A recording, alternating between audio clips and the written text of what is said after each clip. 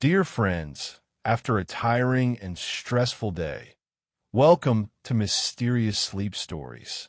Tonight, we journey to a place where the living and the dead exist in an endless, restless dance. A place where cold stone walls hold tales of despair, where fog weighs heavily on thousands of regrets, and where something persists even decades after the doors have closed. Tonight, we set sail across the dark waters of San Francisco Bay towards a rocky island that has captivated the American imagination for generations. Alcatraz Island, an island once believed to be inhabited by evil spirits. A place where the country's most dangerous criminals were locked in cages like animals. Escape seemed impossible, yet people lost their lives trying. This is the story of Alcatraz Island, and especially the cells where the darkness never truly lifts, where time stands still, and some say the prisoners never actually leave.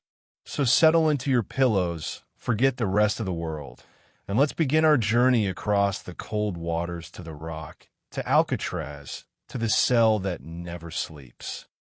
The Island of Pelicans. The year is 1775. And Spanish naval officer Juan Manuel de Ayala navigates his ship, the San Carlos, through the narrow strait that would one day be spanned by the Golden Gate Bridge.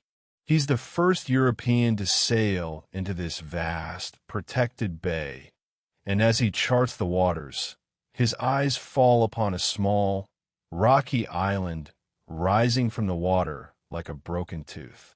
The island is barren, windswept, covered with bird droppings and little else. Seabirds wheel in great clouds above its craggy surface, their cries echoing across the water. Ayala names the island La Isla de los Alcatrazes, the Island of the Pelicans. It's a practical name, descriptive of what he sees, though the birds are more likely cormorants and egrets than pelicans. But the name sticks, eventually shortened to simply Alcatraz. What Ayala doesn't know, what he cannot know as he makes his notations on his charts, is that this unremarkable chunk of sandstone and rock will become one of the most infamous locations in American history. The island sits 1.25 miles offshore from San Francisco, a distance that seems insignificant on a map but proves crucial to its future. The waters surrounding it are not calm. The tidal currents that flow through the Golden Gate are powerful, sometimes exceeding 6 knots. The water temperature averages between 50 and 54 degrees Fahrenheit, cold enough to induce hypothermia within 15 to 20 minutes.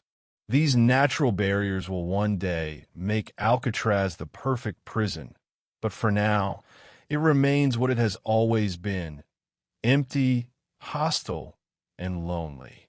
Long before Ayala's arrival, the indigenous peoples of the region, the Ohlone and Miwok tribes, knew this island. But they didn't visit it. They didn't camp there or fish from its shores. In their mythology, Alcatraz was a place where evil spirits gathered, where malevolent forces dwelled. The exact nature of these beliefs has been lost to time as oral traditions were disrupted by colonization. But the warning was clear: stay away from that island. Nothing good lives there. Perhaps they sensed something about the place that Europeans would later discover. Perhaps the isolation, the cold winds, the way fog could descend without warning and cut the island off from the world created an atmosphere of unease. Or perhaps they simply recognized it as a place unsuitable for human habitation, and their warnings were practical rather than spiritual. Whatever the reason, the island remained empty of permanent human settlement for thousands of years. After Mexico won its independence from Spain in 1821, Alcatraz fell under Mexican control, though no one particularly wanted it. It was too small, too barren, too exposed to the elements to be of much use. But that changed in 1848 when the United States defeated Mexico in the Mexican-American War and California became U.S. territory. Suddenly, San Francisco Bay became strategically important. The California Gold Rush was beginning, and San Francisco was transforming overnight from a sleepy village into a booming city. Ships from around the world poured into the bay, and with them came the need to defend this valuable harbor. President Millard Fillmore recognized Alcatraz's strategic value in 1850. Yes, it was small and barren, but its location was perfect. Sitting in the middle of the bay, it could command the approach to San Francisco. Any hostile ships attempting to enter would have to pass within range of guns placed on the island. Fillmore signed an executive order reserving Alcatraz for military use, and by 1853, the U.S. Army had begun construction of what would become Fort Alcatraz. The transformation was remarkable. Engineers designed a fortress that would make the most of the island's natural defenses. They carved gun emplacements into the rock itself, creating positions for over 100 cannons. The largest guns could fire shells weighing several hundred pounds more than 2 miles. They built a 3-story citadel at the island's highest point, a massive brick and stone structure that could house troops and serve as a last line of defense if attackers somehow made it ashore. They constructed barracks, storehouses, and quarters for officers. And in 1854, they activated the first lighthouse on the west coast of the United States.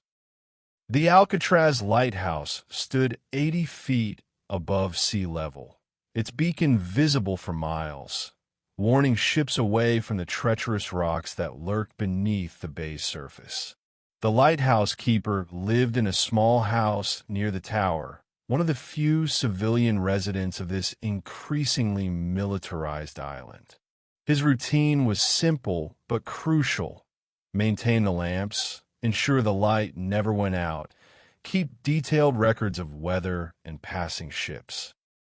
By 1859, Fort Alcatraz was fully operational, a formidable defensive position bristling with weapons.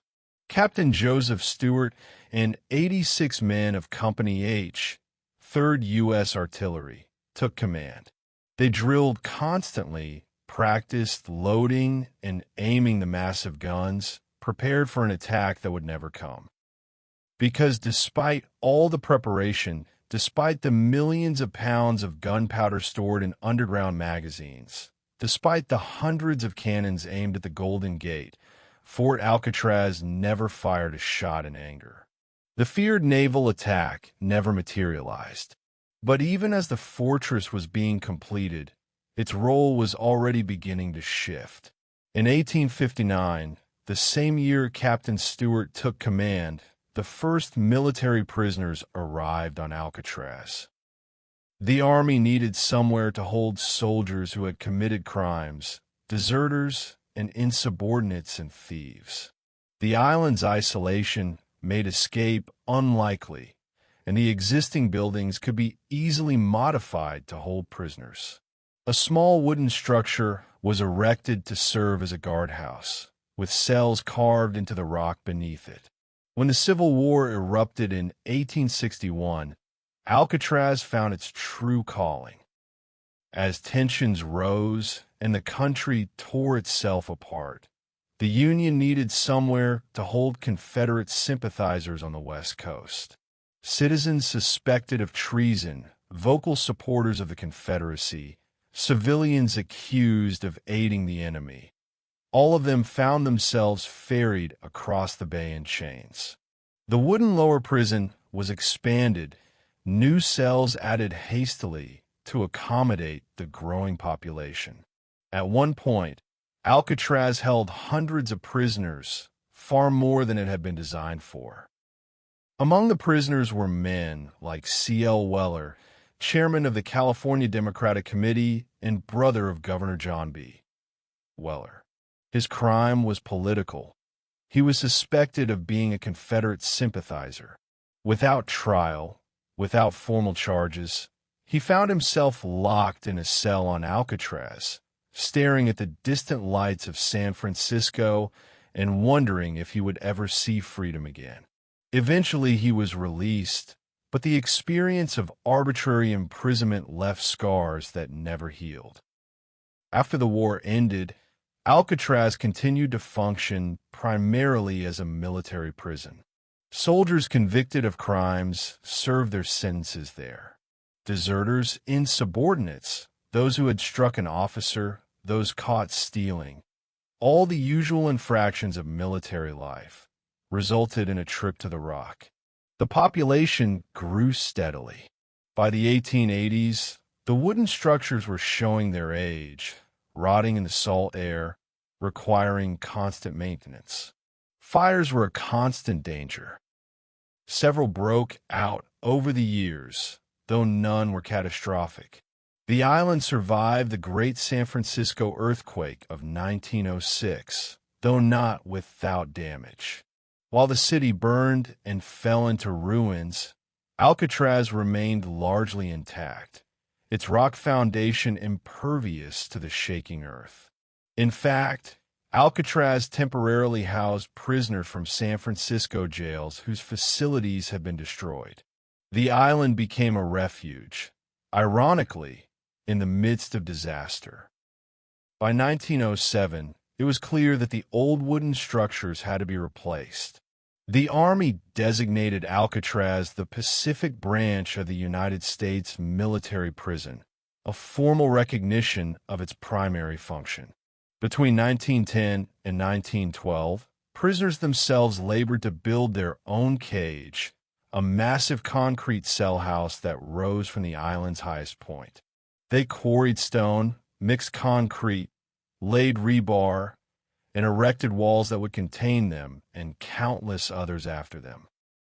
The work was backbreaking, but it also provided a strange sort of accomplishment. They were building what was at the time the largest reinforced concrete structure in the world.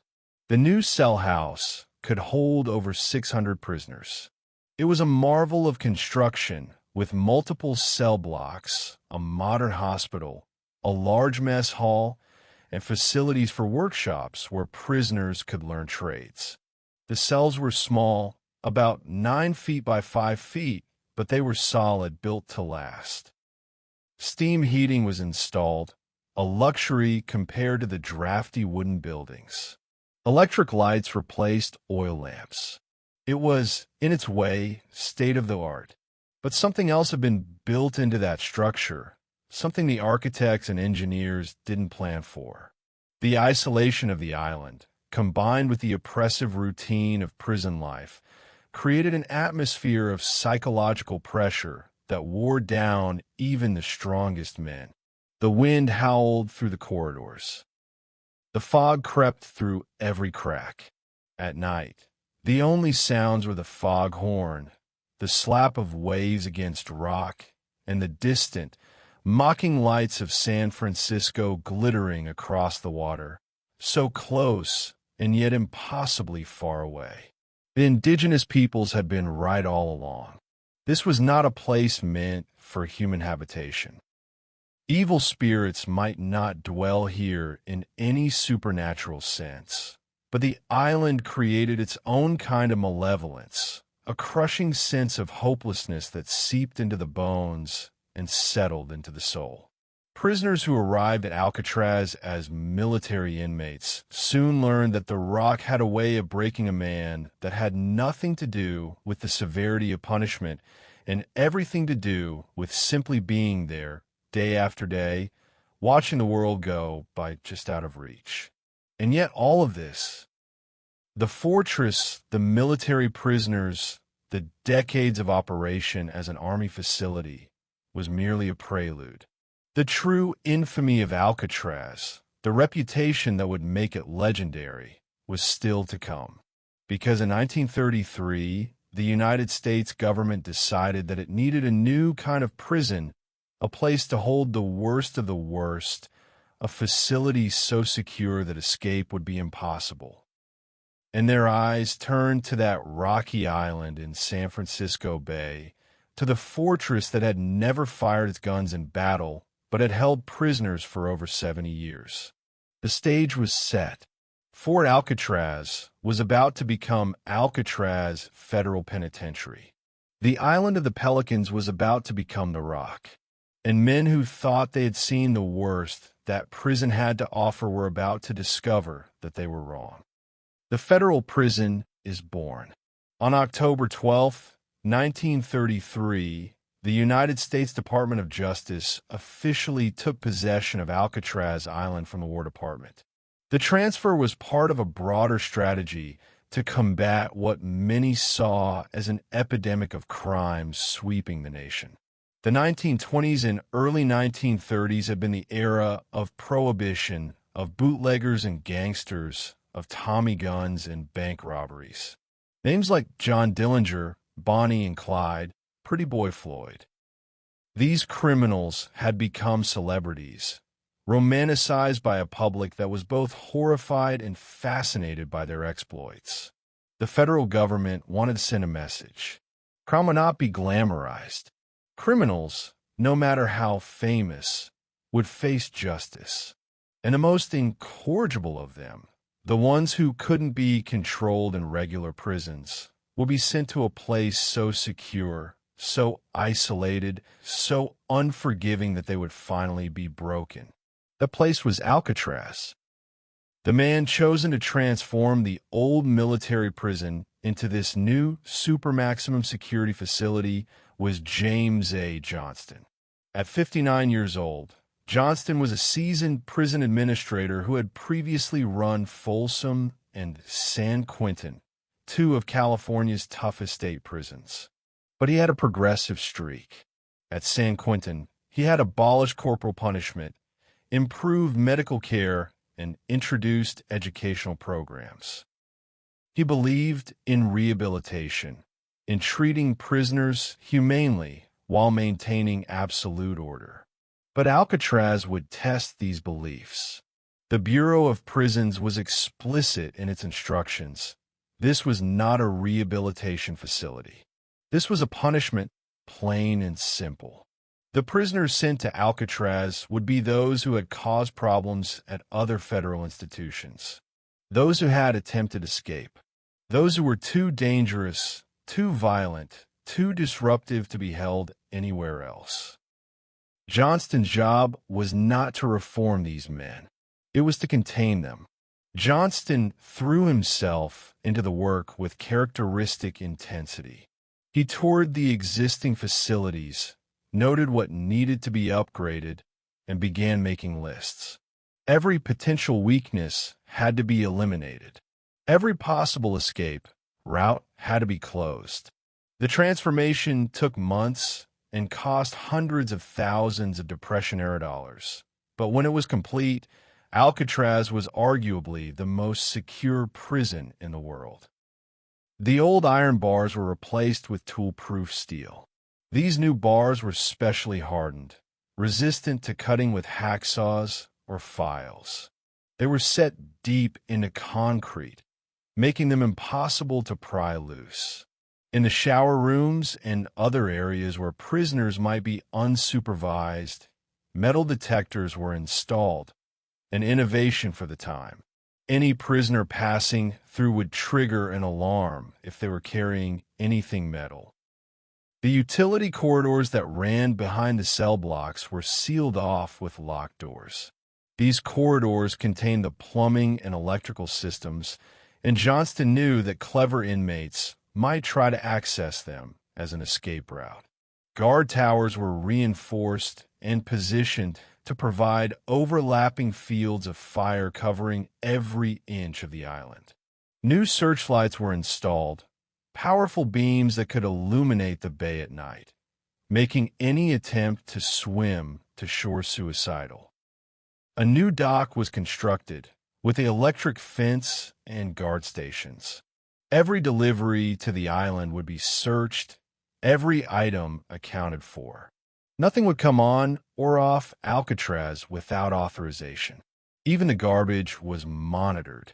Prisoners working in the kitchen or industries might try to smuggle out notes or hide in trash bins. So the garbage was picked through, examined, before being loaded onto boats. The communication systems were upgraded.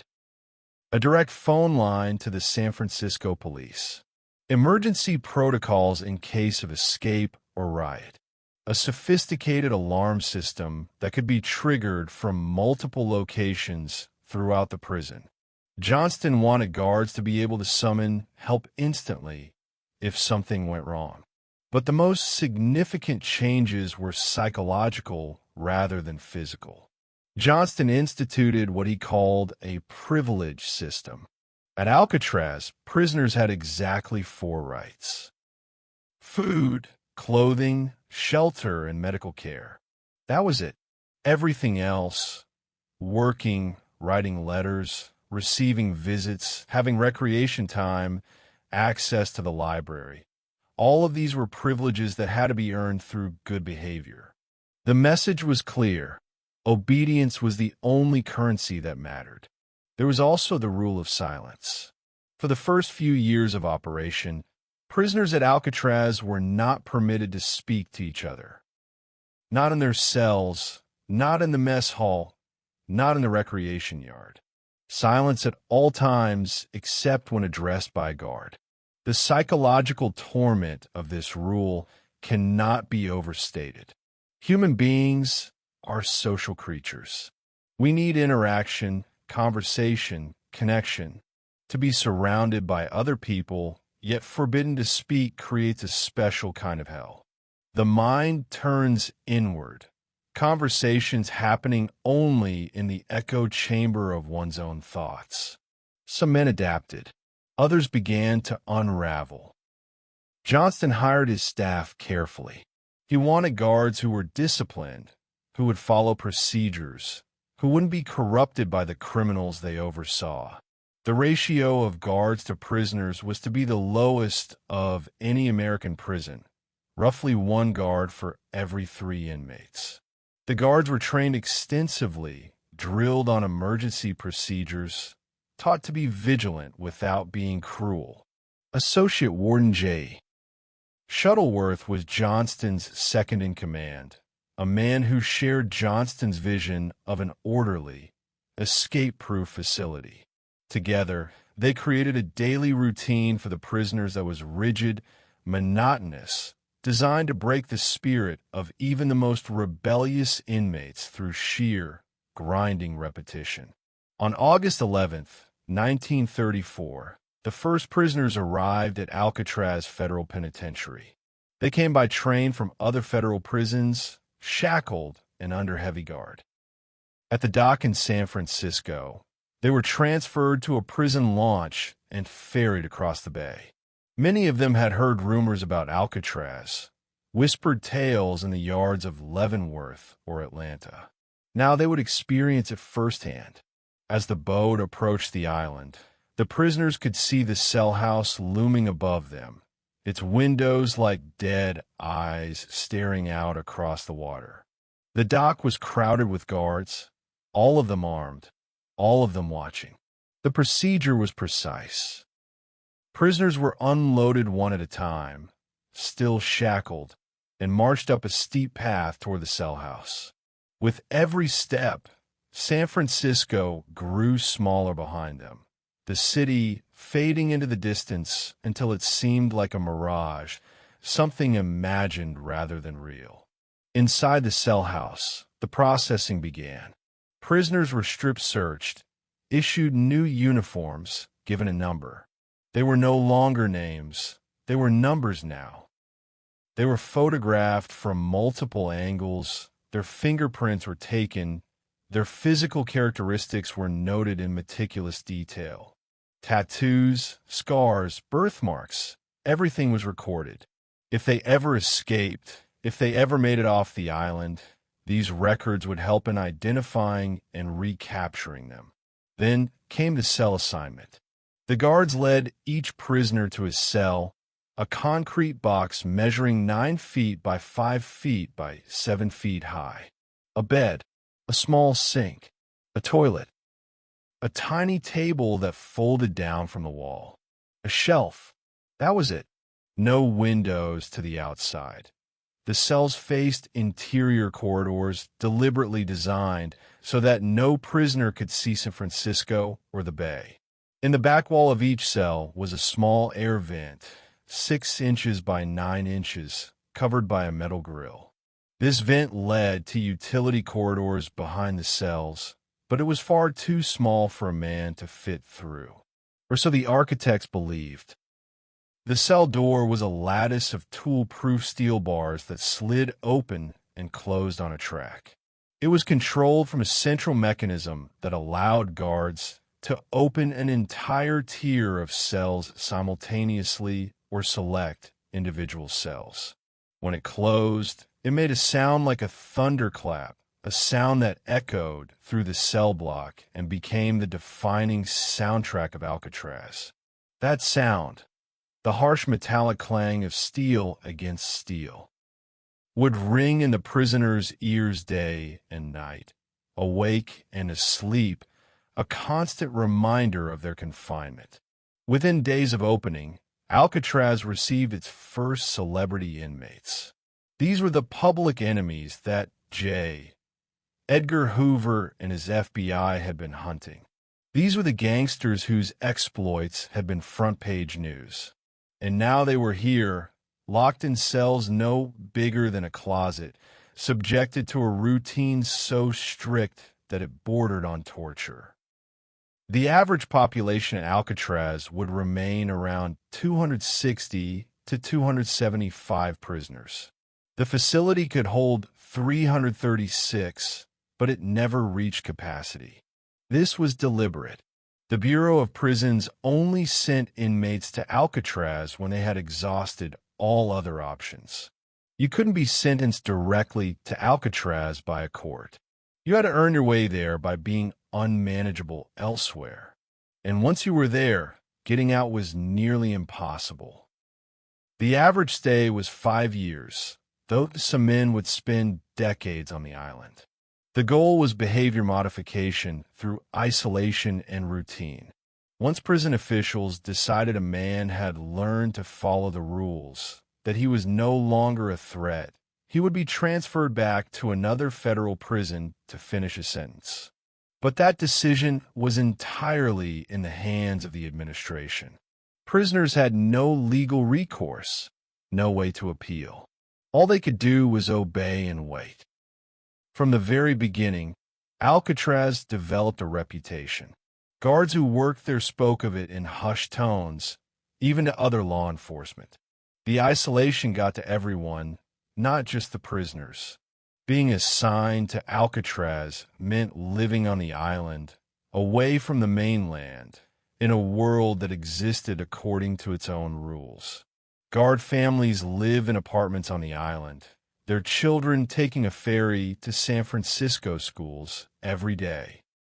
It was a strange existence, caught between the civilian world and the prison, never quite belonging to either. And there was something else, something that people noticed but rarely talked about. The island had an atmosphere. Oh wait, walking through the cell blocks, even in broad daylight, guards would sometimes feel watched.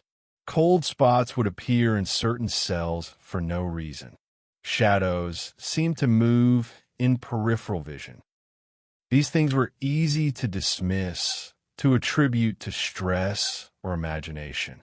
But they happened too often to be entirely coincidental. The prisoners felt it too. In the quiet hours after lights out, when the island was dark and the fog rolled in thick enough to blanket everything, sounds would echo through the corridors. Footsteps where no one walked. Doors closing when all the doors were already locked.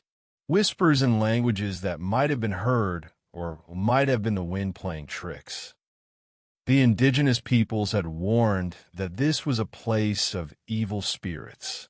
The military prisoners had sensed something wrong, and now the federal prisoners, hardened criminals who feared nothing on the streets found themselves lying awake in their cells, listening to the night, wondering what shared this rock with them. Johnston noticed the reports, though he kept them to himself. He was a practical man, not given to superstition, but even he couldn't explain some of the things that happened. And on one particular Christmas Eve, during a party at his residence on the island, James A. Johnston would have an experience that would shake his skepticism to its core. But that story comes later. For now, in August of 1934, Alcatraz Federal Penitentiary was operational. The cell doors had closed on some of the most dangerous men in America. The rock had become a reality. And for the next 29 years, it would be home to over 1,500 prisoners, each one learning in his own way what it meant to be caged on an island where hope went to die. The fog rolls in thick and cold. The cells wait in silence. And somewhere in the darkness, something watches. Waiting. Life behind the bars. 6:30 in the morning. The wake-up whistle cuts through the darkness like a knife, piercing the dreams of 260 men simultaneously. It's a sound designed to jolt, to remind, to command. There is no snooze button at Alcatraz. There is no rolling over for 5 more minutes. When that whistle blows, you rise. You rise because the alternative is punishment. And at Alcatraz, punishment means something far worse than a few extra hours in your cell. The prisoners swing their legs out of bed, feet touching cold concrete. The cells are frigid in the morning. The bay water that fills the toilet pipes is icy, and there's no hot water for washing. That luxury wouldn't be installed until the early 1960s, just before the prison closed.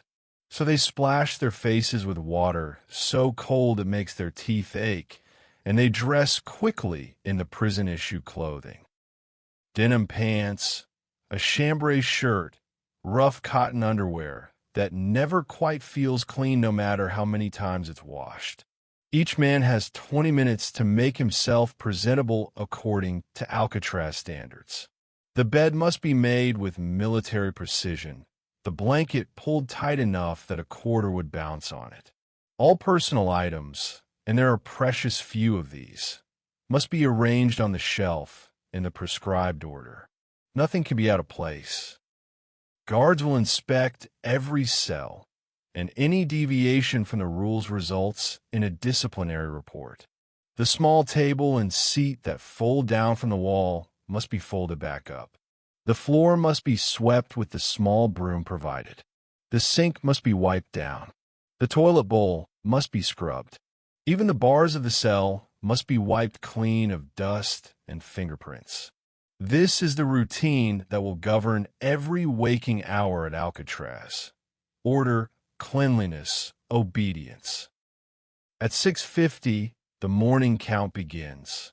Guards move through each cell block, counting heads, checking faces against photographs, ensuring that every man is accounted for. This is the first of 13 official counts that will occur over the next 24 hours. The count is sacred at Alcatraz. If the count doesn't clear, if even one man is missing, the entire prison goes into lockdown. Sirens wail. Guards swarm. The Coast Guard is alerted. Searchlights sweep the water. The assumption is always escape, and the response is always immediate and overwhelming. But this morning, the count clears. All prisoners are present and accounted for. At 6:55, the whistle blows again, and the cell doors slide open with that thunderous metallic crash. The prisoners step out of their cells and form lines in front of their cell block. The lines are always the same. Each man has his place, and he takes it without being told. This is part of the conditioning, the breaking down of individuality. You are a number. You stand in a line. You do not speak. The silence is oppressive. Hundreds of men standing shoulder to shoulder, and the only sound is breathing, the shuffle of feet, the occasional cough. Under the original rules that governed the first few years of Alcatraz's operation, speaking was absolutely forbidden. Even a whispered word could result in immediate punishment. Eventually, this rule was relaxed somewhat. Quiet conversation was permitted during certain periods, but the culture of silence never truly disappeared. Men learned to move through their days with their thoughts locked inside their heads, conversations taking place only in imagination. At 7 o'clock precisely, the lines begin to move. First the lower right tier of C block, then the lower left tier of B block, each tier following in turn, moving forward into the mess hall. The order never varies. The prisoners shuffle forward, keeping their hands at their sides, moving in perfect synchronization. Guards stand at regular intervals, watching, always watching. There's a guard in every corner, a guard at every door, a guard walking the catwalks above the cell blocks with a rifle cradled in his arms. The mess hall is a large room with long tables bolted to the floor and benches attached to the tables. Each table seats 10 men. The prisoners file in, still silent, still organized. They stand at their assigned seats, hands at their sides, waiting. No one sits until the signal is given. When it comes, a whistle, sharp and clear, the men sit as one. It's choreographed, this entrance, designed to prevent chaos, to maintain control at all times. Breakfast is served cafeteria style. Prisoners move through a line, holding their metal trays, while other prisoners working in the kitchen scoop food onto the compartmentalized trays. The food at Alcatraz is surprisingly quite good. Better than most prisons. This isn't kindness, it's strategy. Well-fed prisoners are less likely to riot. Hungry men become desperate men, and desperate men are dangerous. So the Bureau of Prisons ensures that the meals at Alcatraz are substantial and varied. A typical breakfast might include stewed fruit, hot cereal or oatmeal, milk, bread with butter, and coffee. Sometimes there are eggs. Sometimes there's bacon. The portions are generous. A man can eat his fill, and most do. Food is one of the few pleasures available at Alcatraz, and prisoners look forward to meals with an intensity that might seem strange to anyone who hasn't experienced severe deprivation in other areas of life. But even eating is controlled. Once the prisoners are seated with their food, another whistle blows, and only then can they begin eating. They have 20 minutes, not a moment more. Guards stand along the walls, watching, counting the minutes. When time is up, the whistle blows again. Prisoners place their utensils on their trays in the prescribed order. Knife on the left, fork in the center, spoon on the right. This isn't arbitrary. The staff counts the silverware obsessively. A missing knife could become a weapon. A missing spoon could be fashioned into a digging tool. The trays are collected, the prisoners file out in the same order they entered, and the routine continues. By 7:20, most prisoners are moving toward their work assignments. Alcatraz operates several industries, work programs designed to keep the men occupied. There's a laundry that handles not just the prison's needs, but also military uniforms from nearby bases. There's a tailor shop where prisoners sew and mend clothing. There's a furniture shop where simple tables and chairs are constructed. There's a brush factory, a glove factory. The work is monotonous, but it's also a privilege. Prisoners who work earn a small wage, just a few cents per hour. That goes into a trust fund.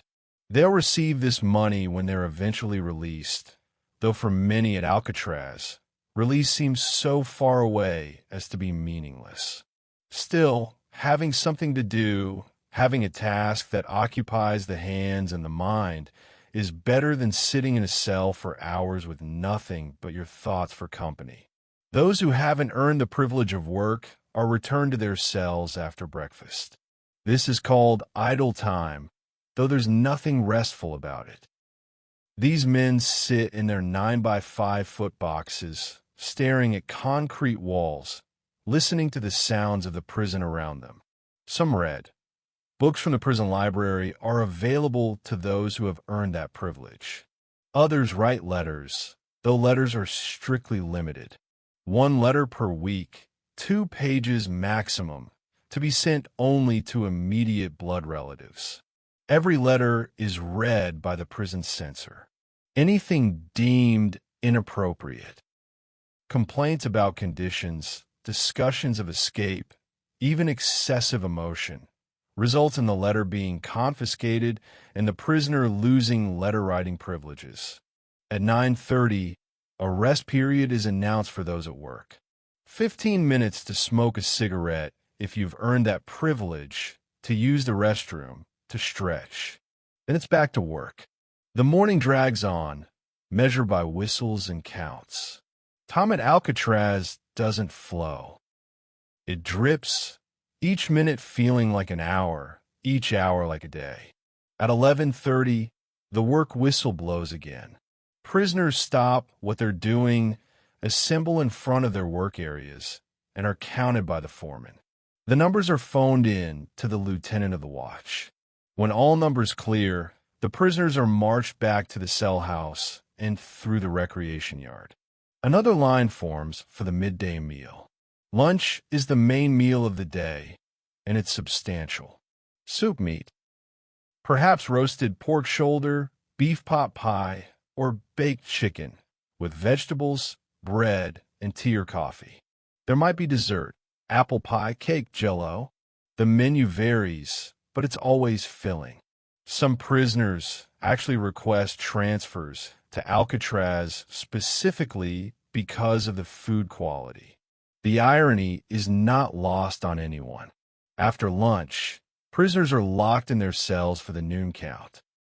This lockup lasts about 20 minutes, just long enough for every prisoner to be verified in his cell, every number checked off a list.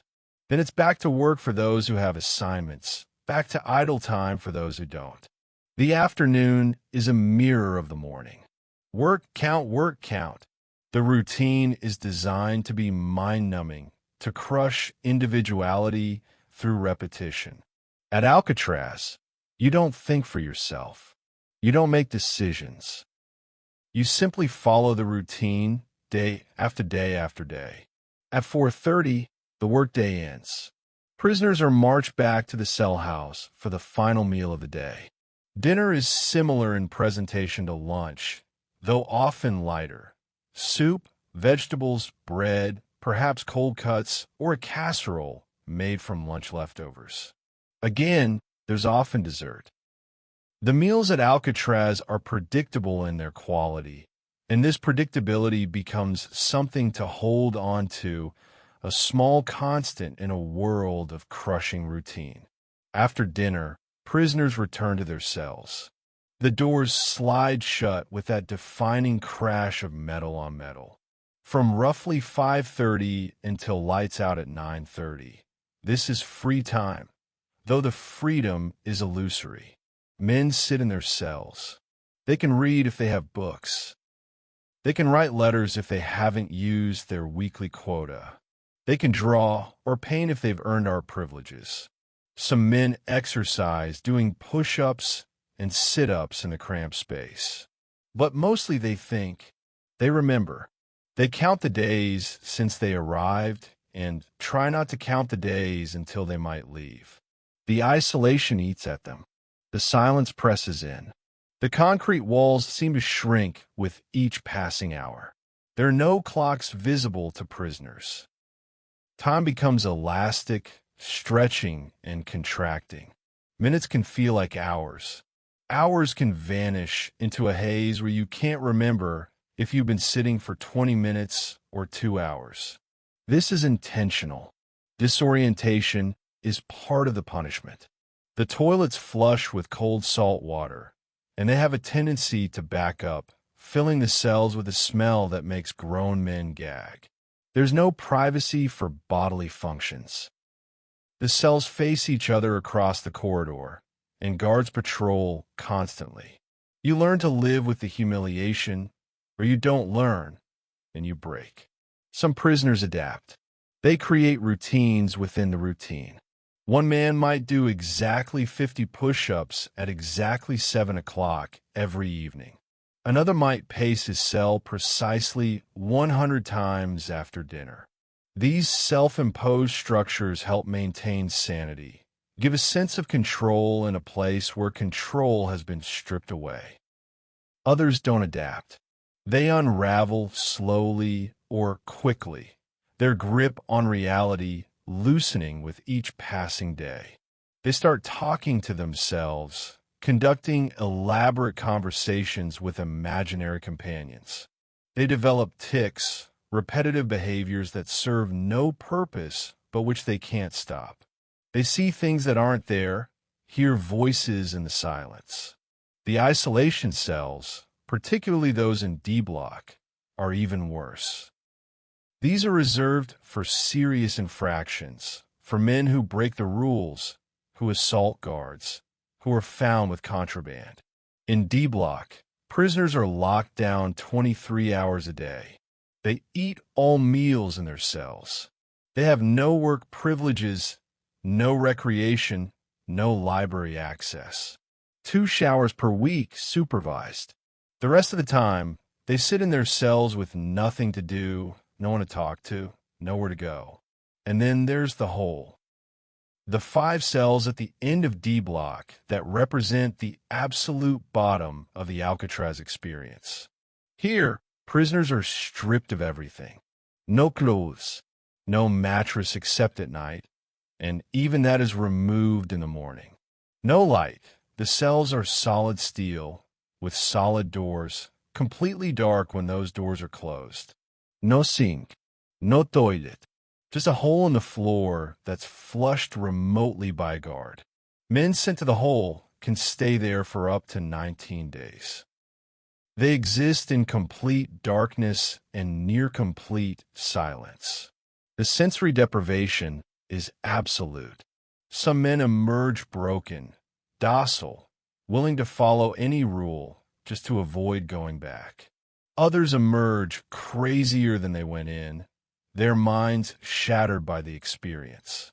The worst of these cells is 14D, which becomes known simply as the strip cell. This is where the most rebellious prisoners are sent for the worst infractions.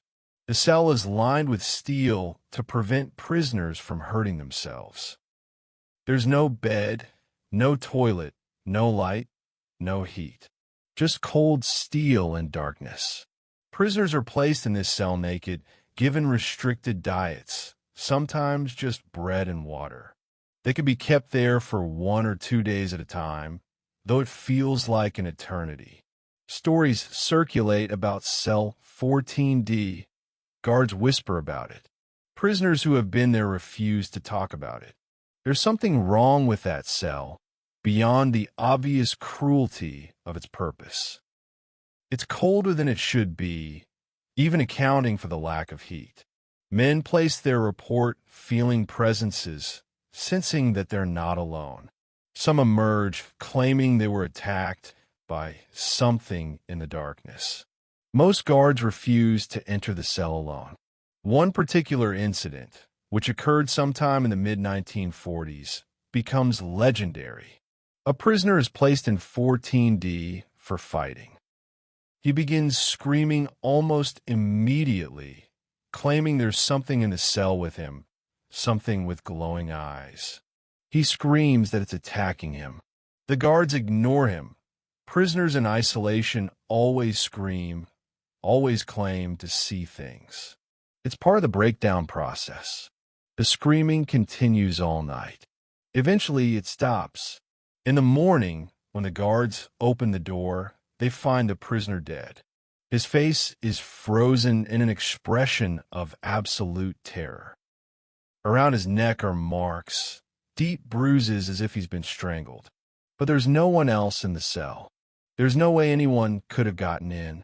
The official report lists the death as self-inflicted, though how a man strangles himself remains unexplained. The next morning, during the regular count, something impossible happens. As the guards line up the prisoners in D block, one too many men appear. At the end of the line stands the dead prisoner, or something wearing his face. Guards and prisoners alike see him. He stands there for several seconds, solid and real, before vanishing. The incident is never officially acknowledged, but everyone who was there remembers it. Cell 14D remains in use, but the guards become more cautious. They check on prisoners more frequently.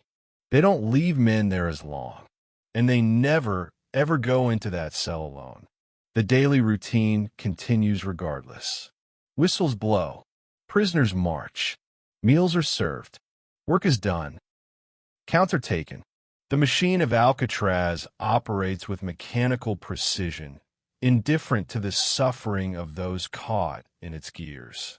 At 9:30 every evening, the lights-out whistle sounds. The lights in the cells don't actually go out. They're dimmed to a low glow, just enough to see by ostensibly for safety. But this dimness creates its own atmosphere, transforming the cell blocks into shadowy caverns where everything looks slightly wrong, where shapes seem to move when you're not looking directly at them. Prisoners lie on their bunks, staring at the ceiling, listening to the sounds of the prison at night. The wind howling through ventilation shafts, the foghorns from ships in the bay, the distant sound of music and laughter from San Francisco, carrying across the water on still nights, a reminder of everything that's been lost. Some men pray, some men curse, some men weep silently into their thin pillows. Some men plan escapes they'll never attempt. Some men count the rivets in the ceiling for the 1,000th time. Some men simply wait for unconsciousness to claim them, for the brief respite that sleep offers. But sleep doesn't come easily on Alcatraz.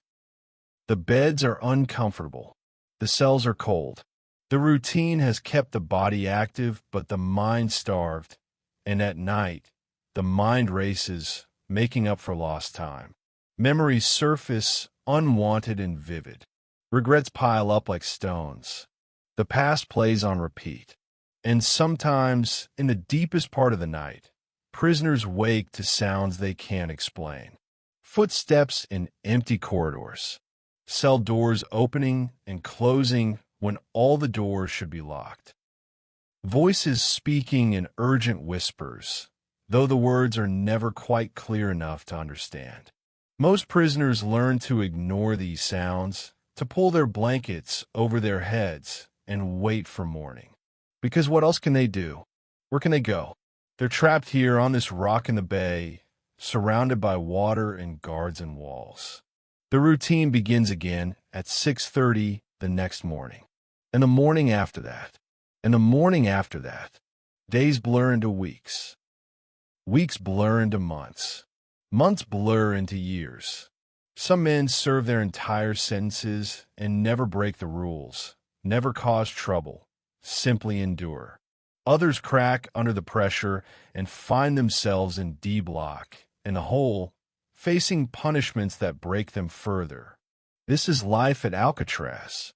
This is the cell that never sleeps, where time stands still, where hope is a luxury no one can afford.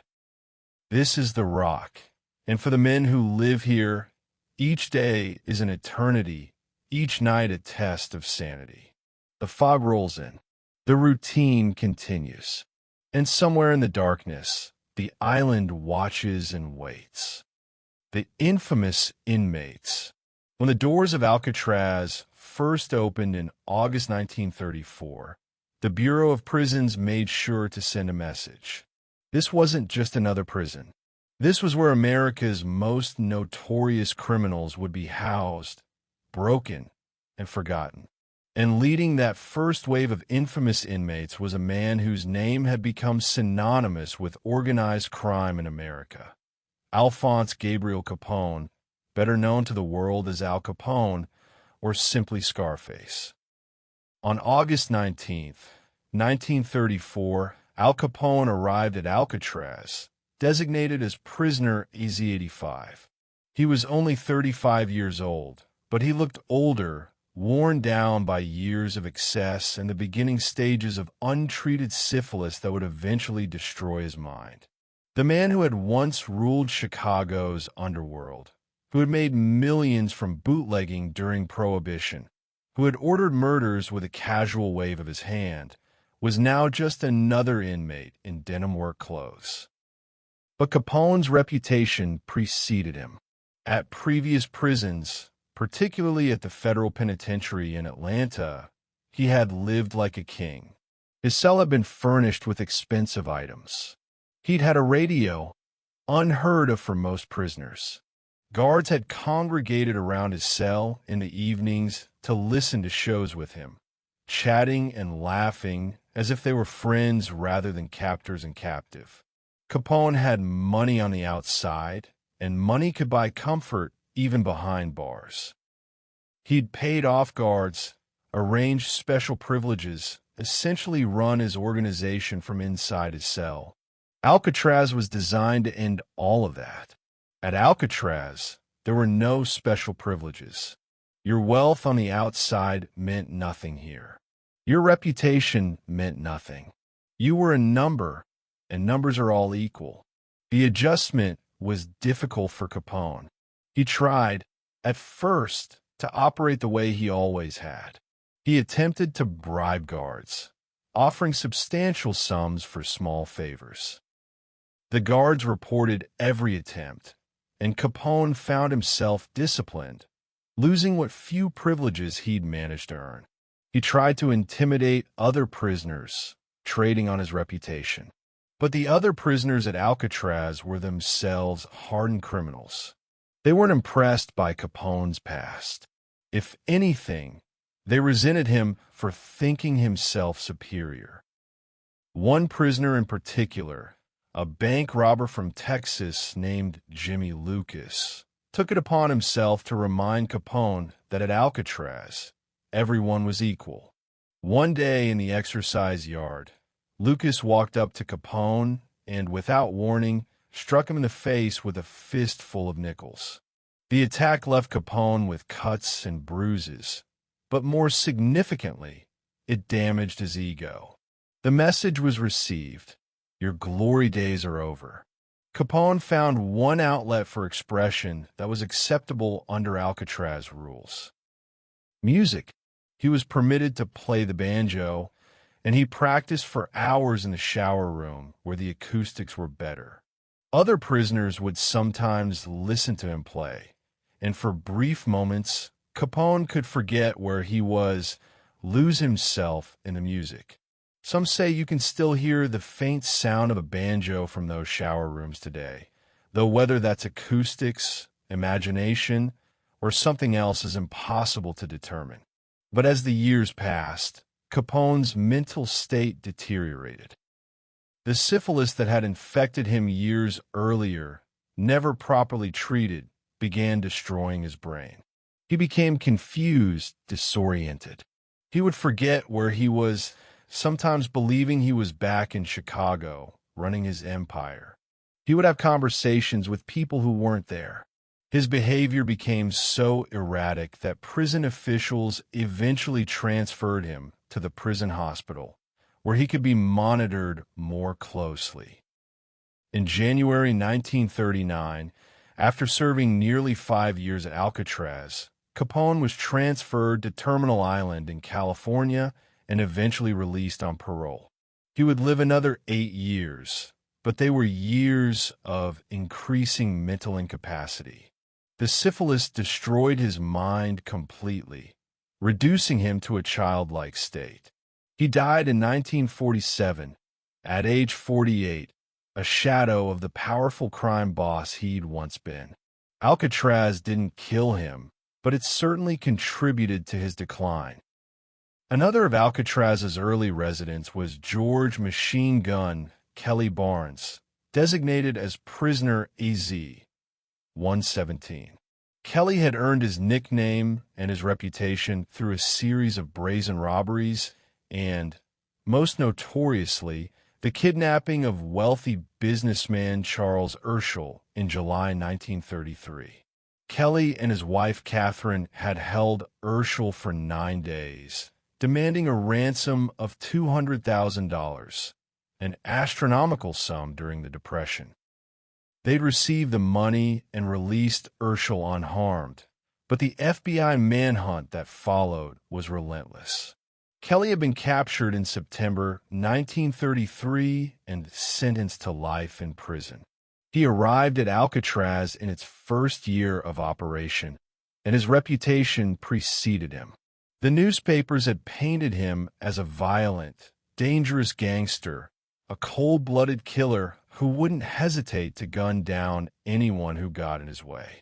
But the reality of Kelly at Alcatraz was quite different. Without his wife Catherine, who many believed was the real brains and ambition behind their criminal enterprise, Kelly seemed to deflate.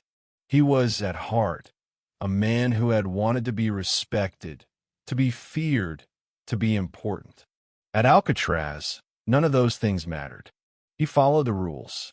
He worked his assigned jobs without complaint. He caused no trouble. In fact, Kelly became something of a model prisoner. He was polite to guards, friendly with other inmates who would talk to him. During his early years at Alcatraz, he had bragged about his crimes, trying to maintain his reputation. But as time went on, something changed. He began to express remorse.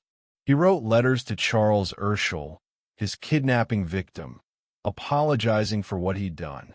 Urschel never responded, but Kelly kept writing, as if he needed to confess to be forgiven.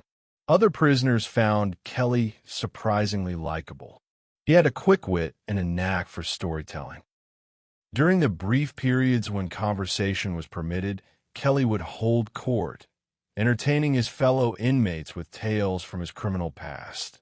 Though as the years went on, these stories became less about boasting and more about cautionary lessons. This, he would tell younger prisoners, is where that life leads. To a cell on a rock in the middle of the bay, with nothing but regrets for company. Kelly spent 17 years at Alcatraz before being transferred to Leavenworth in 1951. He died there of a heart attack in 1954 at age 54. He never saw freedom again, but he'd found a sort of peace with his situation that many Alcatraz inmates never achieved. Perhaps no prisoner at Alcatraz is more famous or more misunderstood than Robert Franklin Stroud, known to the world as the Birdman of Alcatraz. The nickname is ironic because Stroud never had any birds during his 17 years at Alcatraz. The birds have been part of his life at Leavenworth, his previous prison, where he'd developed expertise in treating canary diseases and had even written 2 books on the subject. But when Stroud was transferred to Alcatraz in 1942, no birds came with him. Stroud was 52 years old when he arrived at Alcatraz, designated as Prisoner AZ-594. He'd already been in prison for over 30 years, and he would never see freedom again. His crime was murder. He'd killed a man in Alaska in 1909 during an argument over a prostitute. While serving his sentence, he'd killed a guard at Leavenworth in 1916, stabbing him to death in front of other prisoners. He'd been sentenced to death, but his mother had petitioned President Woodrow Wilson, and the sentence had been commuted to life imprisonment. The Burt Lancaster film Birdman of Alcatraz, 1962, would portray Stroud as a gentle, scholarly man, misunderstood and mistreated by the system. The reality was far darker. Stroud was intelligent. Certainly, He'd taught himself enough about ornithology to become a recognized expert. But he was also volatile, manipulative, and dangerous. He'd spent 42 of his 54 years in prison in solitary confinement, not because of cruel guards, but because he was a threat to everyone around him. At Alcatraz, Stroud was kept in the prison hospital, isolated from the general population. He was considered too dangerous to interact with other prisoners. He spent his days reading. He was permitted books and writing. He corresponded with scientists on the outside, discussing avian diseases with an expertise that was genuine and respected in certain circles. But he was never the kindly old man that Hollywood would later portray. Guards who dealt with Stroud described him as difficult, confrontational, always looking for angles, ways to manipulate situations to his advantage. He would file grievances over the smallest perceived slight. He would refuse to follow orders and then complain about the consequences. He was, in many ways, a model of institutional narcissism, someone so long imprisoned that he could no longer function outside his cell, but who chafed constantly against the very structure that had become his entire world. Stroud remained at Alcatraz until November 1959, when he was transferred to the Medical Center for Federal Prisoners in Springfield, Missouri. He died there in 1963, age 73, having spent 54 years behind bars. Whether he was a tragic figure or a dangerous killer who got what he deserved remains a matter of debate. Probably he was both. Another particularly violent inmate was Henry Young, prisoner AZ-244, whose case would bring unwanted attention to Alcatraz's treatment of prisoners. Young had arrived at Alcatraz in 1935 after being convicted of robbery and kidnapping. He'd attempted to escape in January 1939, along with 4 other prisoners, including Arthur "Doc" Barker. The escape attempt had failed. Barker was shot and killed, and Young was recaptured and sent to solitary confinement. Young spent 22 months in isolation in D Block. 22 months of near-total sensory deprivation, of darkness and silence and crushing monotony. When he was finally released from isolation, something in him had broken. On December 3rd, 1940, Young tracked down fellow inmate Rufus McCain, one of the other men who had been involved in the escape attempt, and stabbed him in the neck with a makeshift knife. McCain died 5 hours later. Young's trial became a sensation. His defense attorneys argued that he couldn't be held responsible for the murder because the conditions of his solitary confinement at Alcatraz had driven him insane. They described in graphic detail the conditions in D Block, the darkness, the isolation, the psychological torture. The jury heard testimony about how Young had been kept in a cell with no light, no human contact, barely enough food to survive. The trial brought Alcatraz's practices under public scrutiny.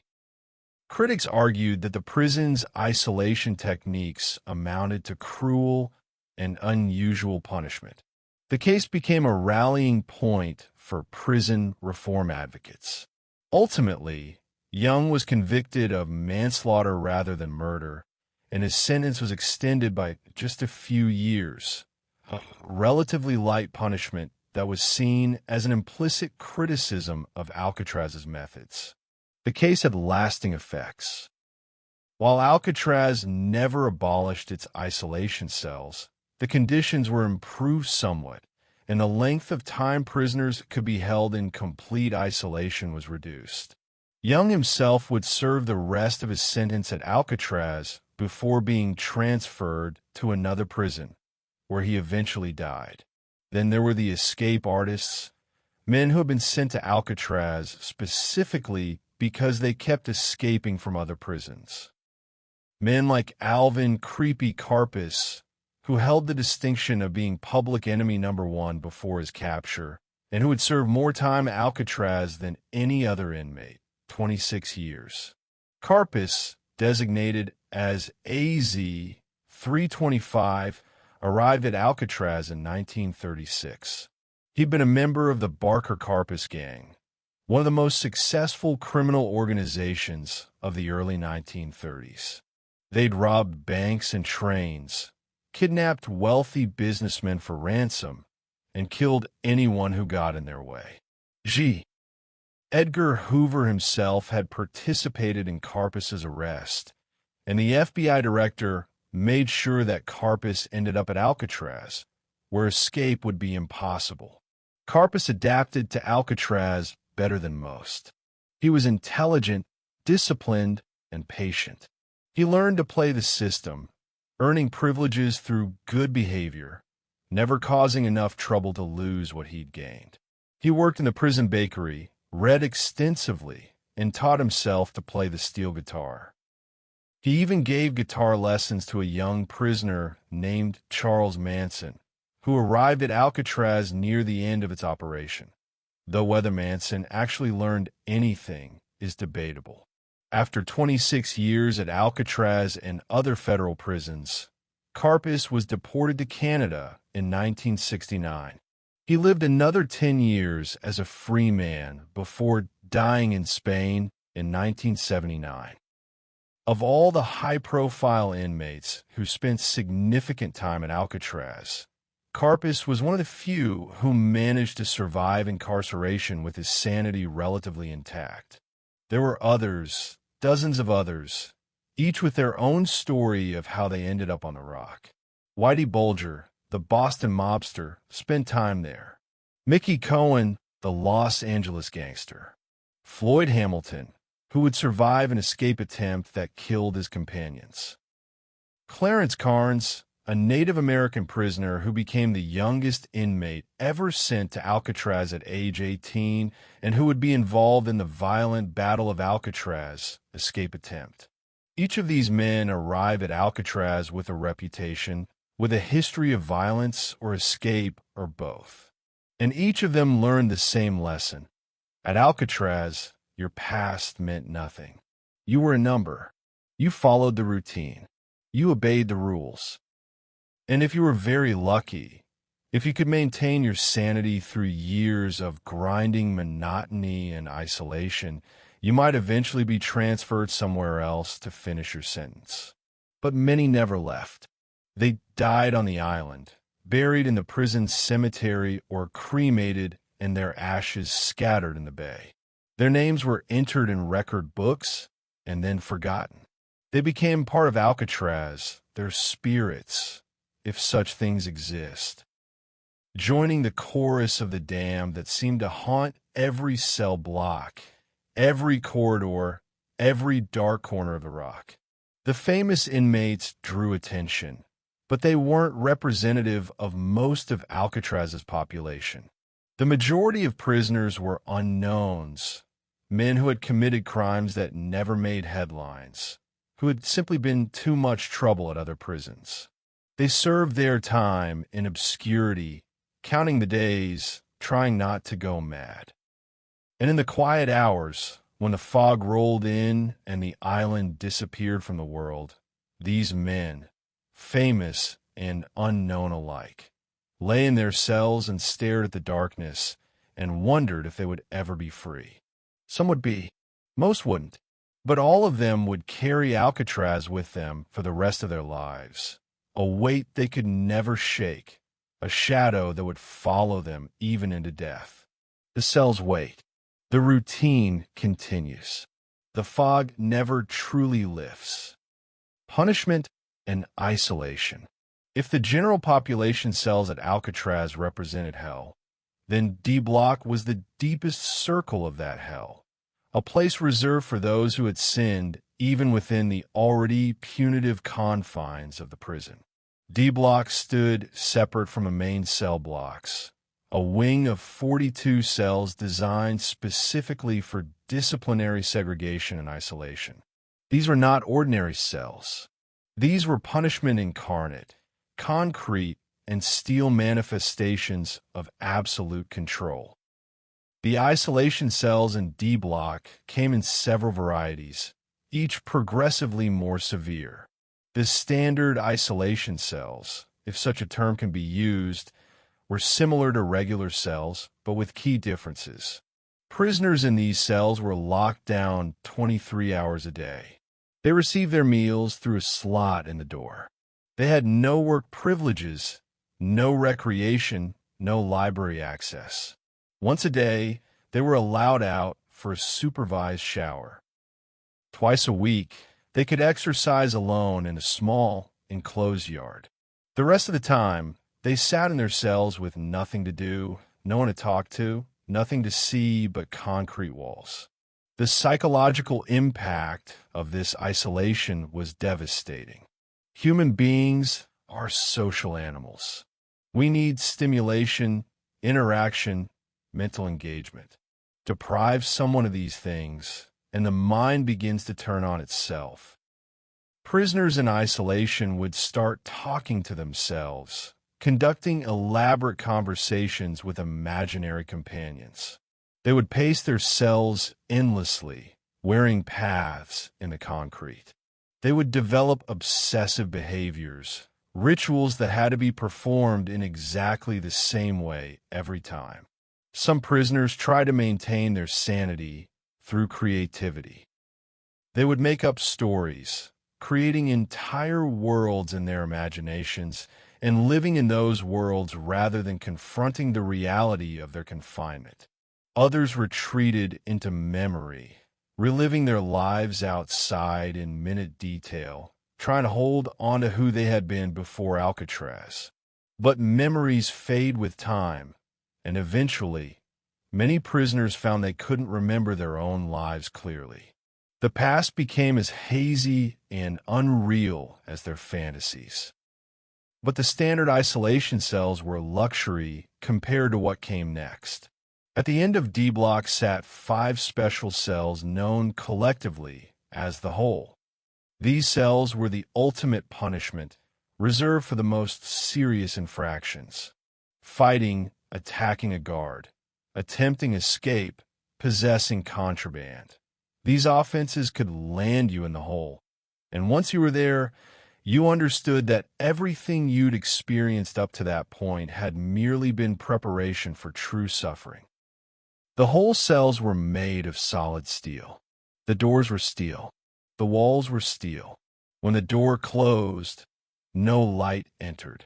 The darkness was absolute, total, a crushing black that seemed to have physical weight. There was no bed, or rather, there was a mattress that was provided at night and taken away in the morning, leaving prisoners to sit or stand on bare steel all day. There was no sink.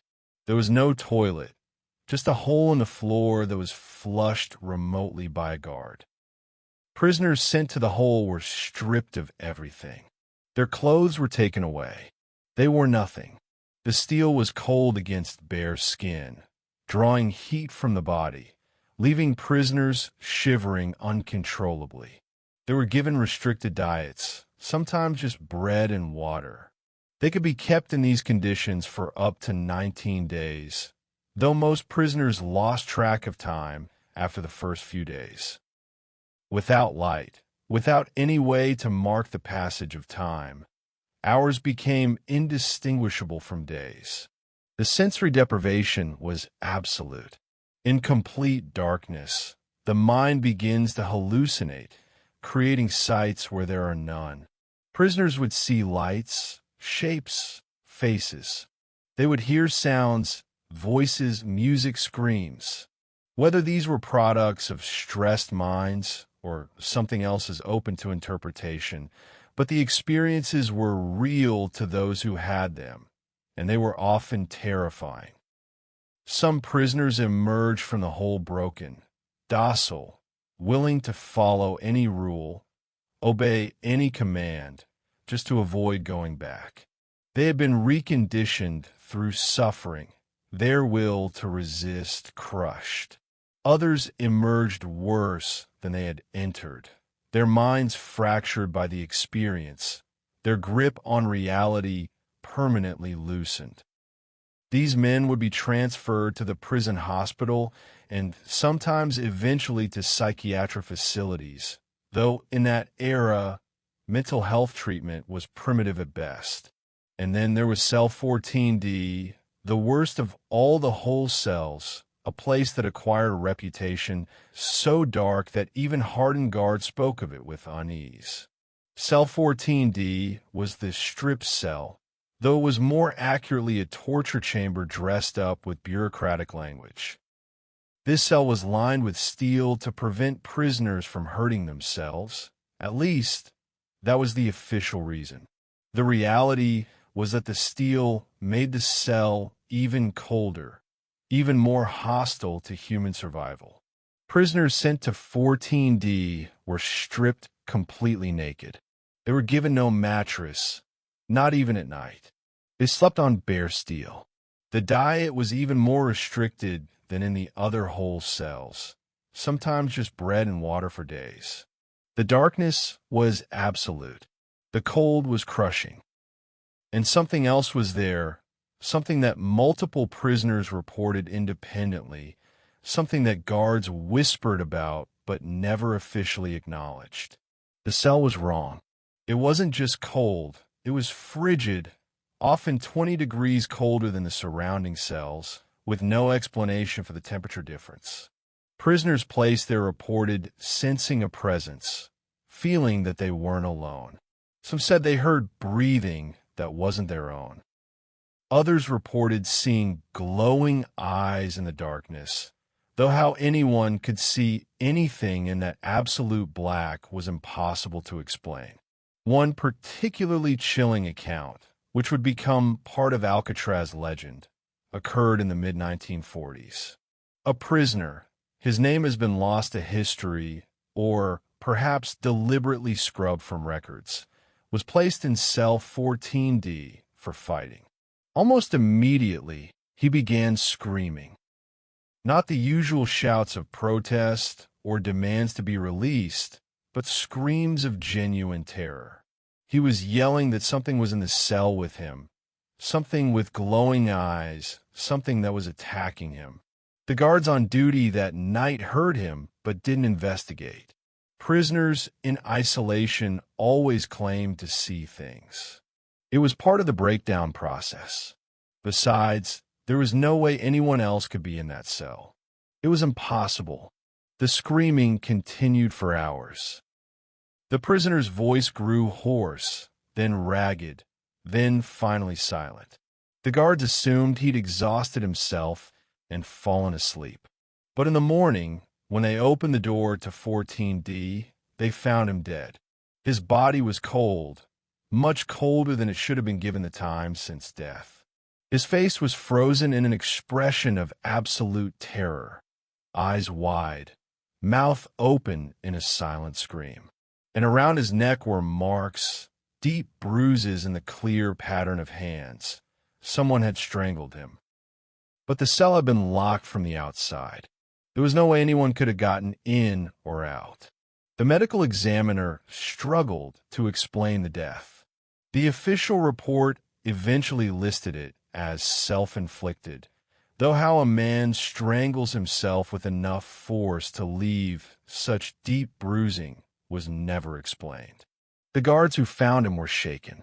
The story spread through the prison despite official attempts to suppress it. And then, the next morning during the daily count in D Block, something impossible happened. As the guards lined up the prisoners, they counted one too many. At the end of the line stood the dead prisoner, solid and real as any living man. Multiple guards saw him. Several prisoners saw him. He stood there for several seconds, his face still bearing that expression of terror, before he vanished, simply ceased to exist between one moment and the next. The incident was never officially recorded, but everyone who was there remembered it. After that, Cell 14D gained a reputation. Guards became reluctant to put prisoners there. When they did, they checked on them more frequently. and they never, ever went into that cell alone, even during the day. The isolation cells took a toll on everyone, not just prisoners. Guards who worked D-block reported feeling watched, sensing presences just outside their peripheral vision. Some heard footsteps in empty corridors. Others reported the sound of cell doors opening and closing in the middle of the night, even though all the doors were locked and no one was moving through the block. One guard, whose name has also been lost to time, reported that he would sometimes see a figure standing in front of cell 14D, a man dressed in 19th century clothing, just standing and staring at the cell. This figure matched descriptions from other sightings around Alcatraz, suggesting that whatever haunted the island had been there long before the federal prison opened.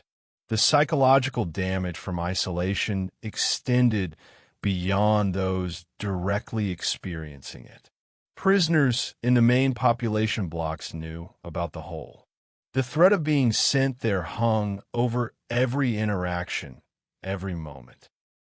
It shaped behavior, created a climate of fear that reinforced the control the administration had over the inmate population.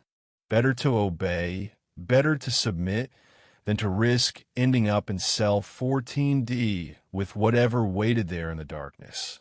Some prisoners became so desperate to avoid isolation that they would harm themselves in other ways.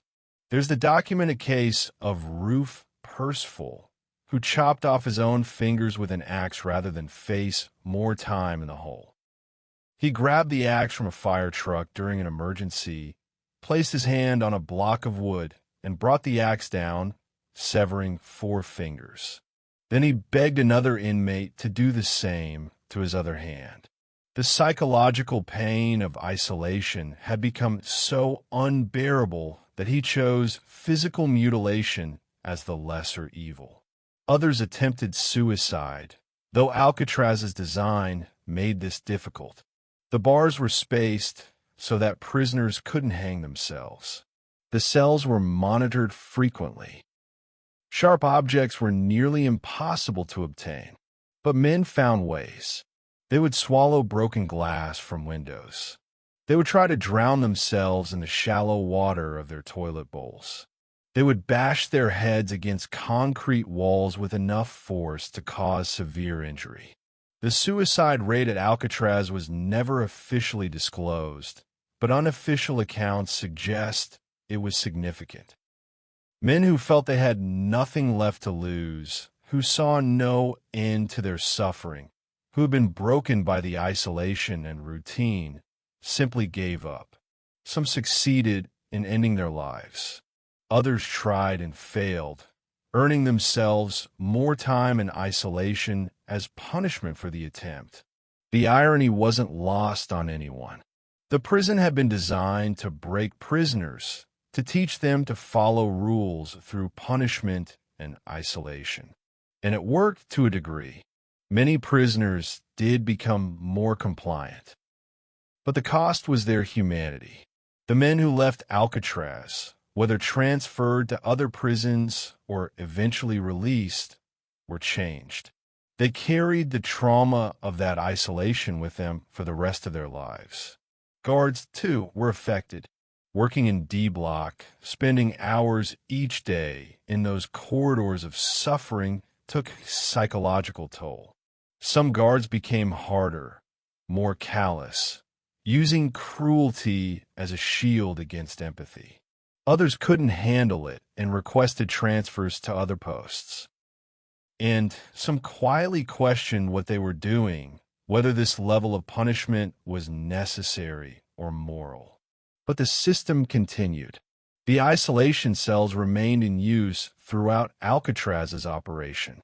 Prisoners continued to be sent to the hole, to cell 14D, to experience darkness and cold and terror. Because this was Alcatraz, and at Alcatraz, punishment was the point. Breaking prisoners was the goal. And if some minds broke beyond repair, if some prisoners emerged as hollowed-out shells of who they'd once been, That was considered an acceptable cost. The cells of D Block still stand today, open to tourists who walk through and try to imagine what it must have been like. But imagination falls short. You can't truly understand the weight of that darkness, the crushing pressure of that isolation, unless you've experienced it. The cells are empty now, but they remember. The walls have soaked up decades of suffering, and some say that suffering can still be felt by those sensitive enough to pick up on it. Visitors to D Block often report feeling suddenly cold, even on warm days. They feel watched. Some become inexplicably anxious, needing to leave the area quickly. Psychics and paranormal investigators who have visited Cell 14D report overwhelming sensations of terror, of presence, of malevolence. They describe feelings of being touched, of hands around their throats, of something in the darkness that doesn't want them there. Whether these are genuine paranormal experiences or the power of suggestion is debatable. But the fear that place inspired was real. The suffering that occurred there was real. And the darkness that claimed at least one life and possibly many more. That darkness was as real as the concrete and steel that contained it. D Block stands as a monument to a particular philosophy of punishment, one that saw isolation and sensory deprivation as tools for behavioral modification. Whether this philosophy was effective or simply cruel remains a matter of debate. What's certain is that it left scars on everyone who experienced it, prisoners and guards alike. The cells wait in darkness. The cold never leaves. And in Cell 14D, something still watches. The escape attempts. From a moment Alcatraz Federal Penitentiary opened its doors in 1934, one question dominated the minds of both guards and prisoners. Could anyone escape from the rock? The prison had been designed specifically to be escape-proof. The cold water, the treacherous currents, the distance from shore, the constant surveillance, the tool-proof bars, the frequent counts. Every aspect of Alcatraz's operation was calculated to make escape impossible. And yet, human nature being what it is, prisoners tried anyway. Over the 29 years that Alcatraz operated as a federal prison, 36 men were involved in 14 separate escape attempts. Of these, 23 were caught alive, 6 were shot and killed during their attempts, 2 drowned, and 5 are officially listed as missing and presumed drowned. That final category, those 5 missing men, represents the greatest mystery in Alcatraz history, a question that remains unanswered to this day. Did anyone ever successfully escape from the rock? The first attempt came just 2 years after the prison opened, on April 27, 1936.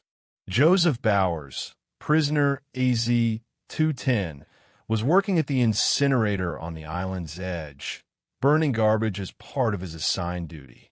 It was a routine job, one he'd done many times before. The guards watching him had grown accustomed to his patterns, his movements. So when Bowers suddenly broke into a run, heading toward the chain-link fence at the edge of the island, it took them by surprise. Guard E.F. Chandler, stationed in the West Road Guard Tower, shouted at Bowers to stop. Bowers didn't stop. He reached the fence and began climbing, his fingers gripping the wire, his feet finding purchase on the links. Chandler shouted again. Bowers kept climbing. When he was about 15 feet up, Chandler fired. The bullet struck Bowers in the chest. He fell from the fence, tumbling through the air, landing on the rocks 50 feet below. The impact killed him instantly. His body lay there on the rocks, waves washing over it, until guards could climb down and recover it. But here's where the story becomes complicated, where the official narrative begins to fracture. Was this truly an escape attempt, or was it suicide? Bowers had been showing signs of mental instability for months. He'd made suicidal statements to other prisoners. He'd been increasingly withdrawn and erratic. Some prisoners who knew him claimed that his escape attempt was actually a deliberate suicide, that he'd known climbing that fence in full view of an armed guard would result in being shot. Whether escape or suicide, Bowers became the first casualty of Alcatraz's no-tolerance policy. The message was clear. Any attempt to breach the perimeter, for any reason, would be met with lethal force. The guards would not hesitate. They would not give warnings beyond the first shout. They would shoot to kill. The next significant attempt came on December 16, 1937, when Theodore Cole and Ralph Rowe managed to do what many thought impossible. They got off the island. Cole and Rowe were working in the match shop, one of the prison industries located near the water's edge. Using files they'd stolen and hidden, they'd spent weeks slowly cutting through the window bars. They'd timed their work carefully, using moments when guard attention was elsewhere, disguising their progress with polish and paint. On a foggy afternoon, they made their move. The fog was particularly thick that day, visibility reduced to just a few feet. Cole and Rose squeezed through the window they'd prepared and disappeared into the fog. By the time their absence was discovered during a count, they'd been gone for hours. Alarms sounded. Guards swarmed the island. The Coast Guard was alerted. Search boats crisscrossed the bay, their crews peering into the fog, looking for any sign of the escapees. But the fog was too thick. If Cole and Rowe were in the water, they couldn't be seen. The search continued for days. No bodies were ever found. No trace of the men was ever discovered. The official conclusion: they drowned in the bay's frigid water, their bodies swept out to sea by the powerful currents. The timing of their escape supported this conclusion. They'd gone into the water during an especially strong tide, one that would have pulled them toward the Golden Gate and out into the Pacific Ocean. But not everyone was convinced. One prisoner, Blackie Adet, later claimed he'd watched the escape from a window. He said he saw Cole and Rowe flounder in the water, saw them struggle against the current, saw them go under and not come back up. But Adet was a convicted criminal, and his testimony was considered unreliable. The truth of what happened to Cole and Rowe died with them, or possibly didn't die at all. If they somehow survived, they managed to disappear completely, never being caught or identified for the rest of their lives. The escape attempts continued through the years, each one unique, each one a testament to the desperation and ingenuity of men who had nothing to lose. On May 23, 1938, James Limbrick, Jimmy Lucas, and Rufus Franklin overpowered a guard in the woodworking shop, stole his keys, and made it all the way to the water's edge before being spotted and captured. They hadn't thought through how they would cross the bay. They had no raft, no plan beyond getting off the island.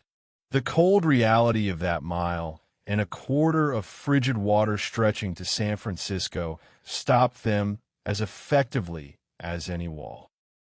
On January 13, 1939, 5 prisoners, including Arthur "Doc" Barker, once a member of the notorious Barker Carpus gang and one of Alcatraz's most high-profile inmates, attempted to escape from D-Block. Barker and the others managed to break out of the supposedly escape-proof isolation cells, make it to the island's edge, and begin constructing a makeshift raft from driftwood and materials they gathered. But they were spotted by a guard in a tower before they could launch the raft. The guard opened fire. Arthur Barker was hit multiple times. He died from his wounds. The others were captured and returned to isolation. The incident reinforced what many prisoners were beginning to understand. Getting out of your cell, even getting off the island, wasn't the hard part. The hard part was surviving the bay and reaching the mainland without being caught. That part seemed truly impossible. On May 21st, 1941, Joe Kretzer, Sam Shockley, Arnold Kyle, and Lloyd Barkdahl took several guard hostage while working in the industries area. They'd armed themselves with improvised weapons and managed to corner the guards, including Paul Madigan, who would later become Alcatraz's third warden. The prisoners demanded to be let off the island. They threatened to kill the hostages if their demands weren't met. But Madigan and the other guards kept calm. They talked to the prisoners, pointing out the obvious. Even if they got off the island, where would they go? How would they cross the bay? The alarm had already been raised. The Coast Guard was surrounding the island. There was no escape.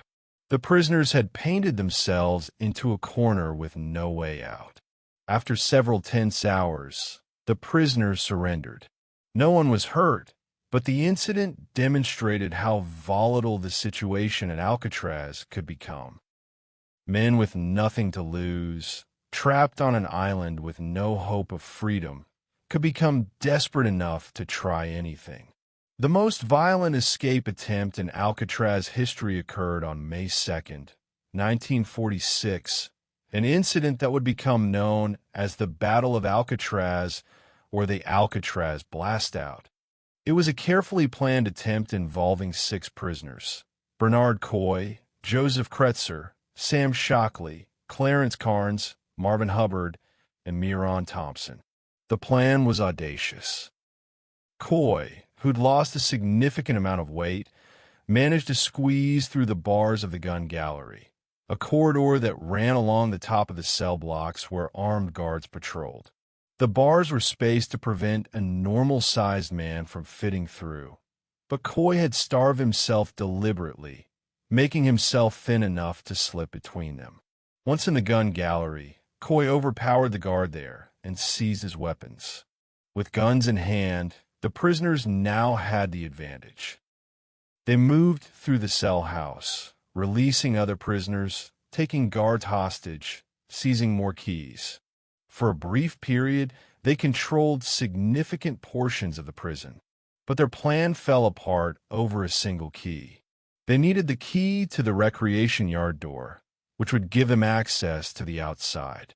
But that key wasn't where it was supposed to be. A guard had taken it with him when he'd retreated to a secure area. Without that key, the prisoners couldn't get out of the cell house. They were trapped inside the very prison they were trying to escape from. As prison officials realized what was happening, the situation escalated. The prisoners, frustrated and increasingly desperate, began shooting at guards. Officer William Miller was shot and killed. Officer Harold Stites was also killed. Several other guards were wounded, some seriously. The prisoners had lost any hope of escape, but they continued fighting, perhaps hoping to cause enough chaos to create an opportunity, perhaps simply acting out of rage and desperation. The standoff lasted for 2 days. U.S. Marines were called in from nearby bases.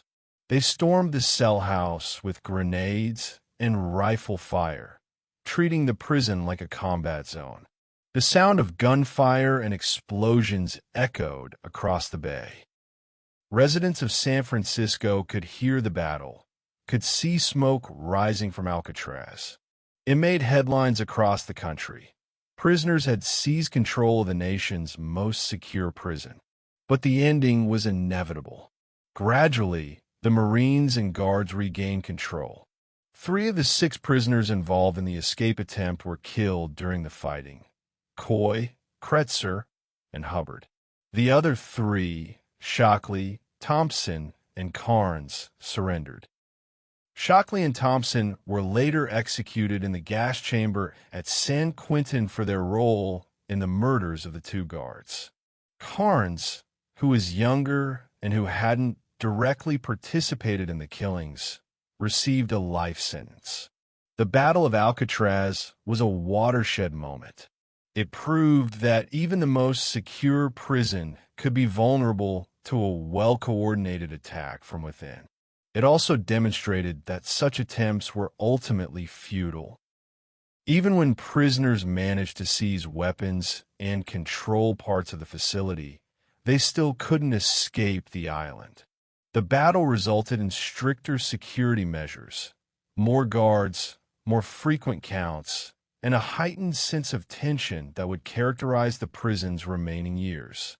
But the most famous escape attempt, the one that has captured public imagination for over 60 years, came on June 11th, 1962.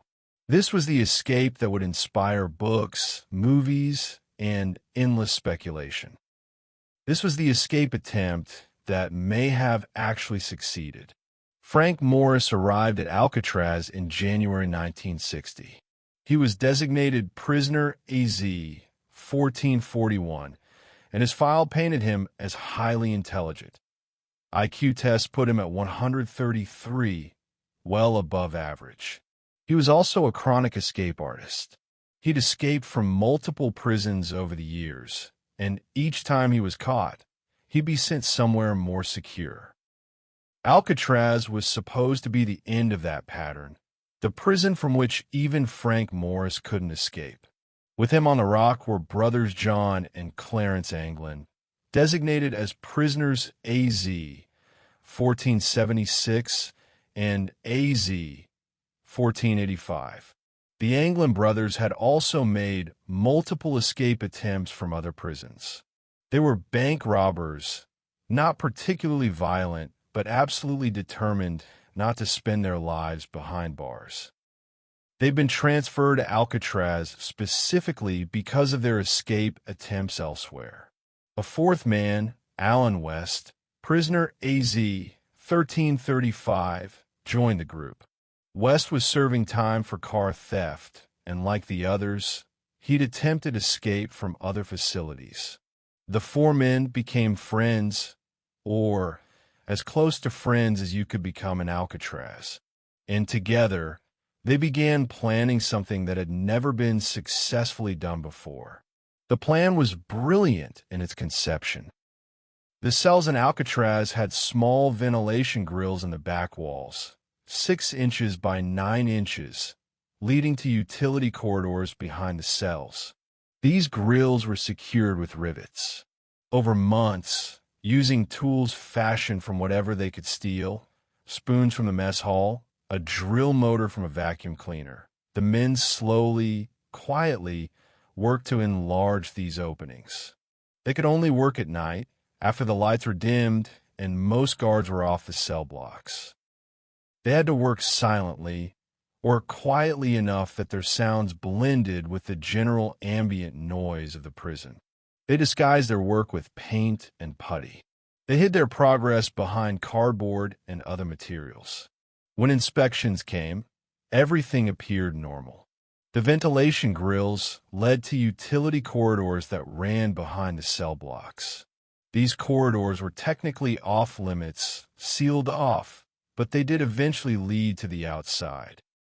If the men could get into the corridors, they could make their way up to the roof and then down the outside of the building. But that was just the first part of the challenge. The second part was the bay. Morris and the Anglins knew they couldn't swim across. The water was too cold, the currents too strong. They'd need a raft. So they stole raincoats, more than 50 of them, taken from the prison shop where such coats were manufactured. Using contact cement they'd also stolen, they glued these raincoats together to create a makeshift inflatable raft and life vests. They conducted their theft and construction carefully, taking only small amounts at a time, so nothing would be missed. They hid their materials on top of the cell blocks, in areas guards rarely checked. Over months, they assembled their escape kit: the raft, life vests, paddles fashioned from wood. But they had one more problem: the nightly counts. Guards checked each cell multiple times through the night, shining flashlights on sleeping forms to ensure everyone was in their bunks. If the men weren't there, the alarm would sound immediately, ending any chance of escape. So they made dummy heads, using papier-mâché, paint, and real human hair collected from the barber shop. They created likenesses of themselves. The heads weren't perfect, but in the dim light of the cells at night, from a distance, they were convincing enough. When it was time to escape, they'd place these dummy heads on their bunks, arranged to look like sleeping prisoners. For 6 months, they planned and prepared.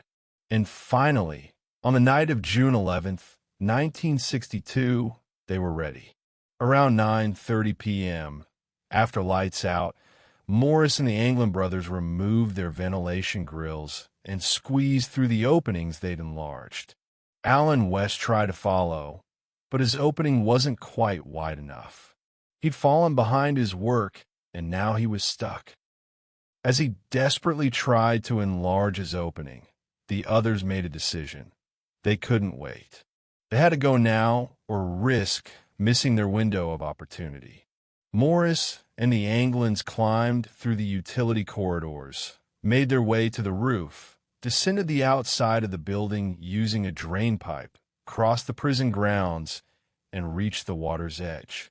They inflated their raft, launched it into the bay, and paddled into the darkness. Wes finally managed to break through his ventilation grill, but by then it was too late. His companions were gone. He climbed to the roof, saw that they'd left without him, and made his way back to his cell.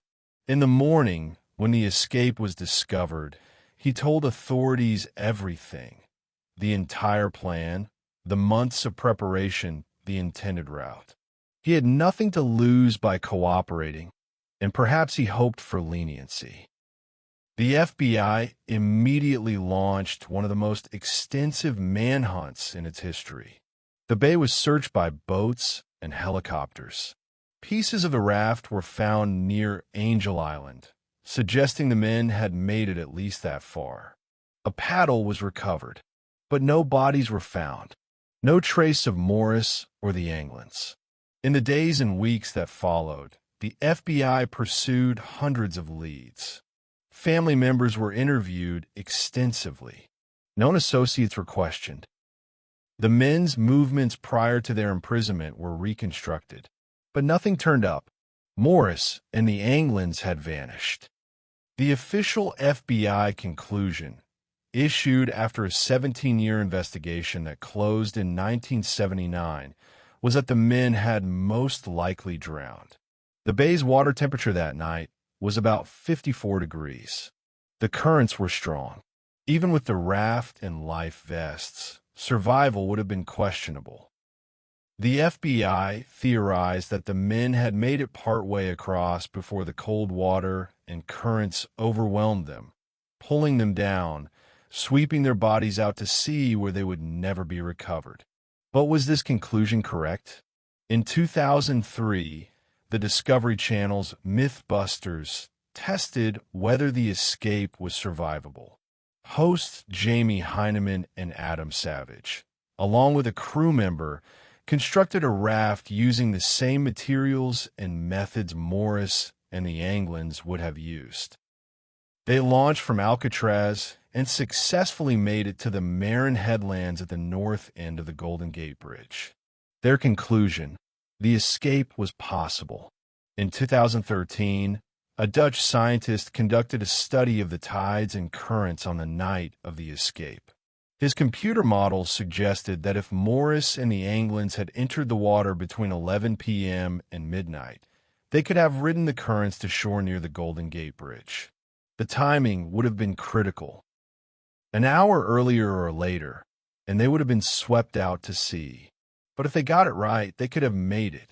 Over the years, supposed sightings of the men have been reported.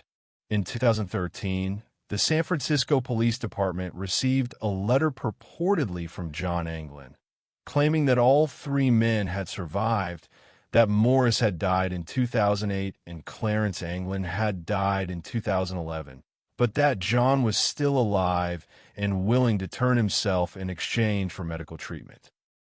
The letter was investigated but never authenticated. Family members of the Anglins have produced photographs they claim show the brothers in Brazil in the 1970s. Facial recognition analysis has been inconclusive.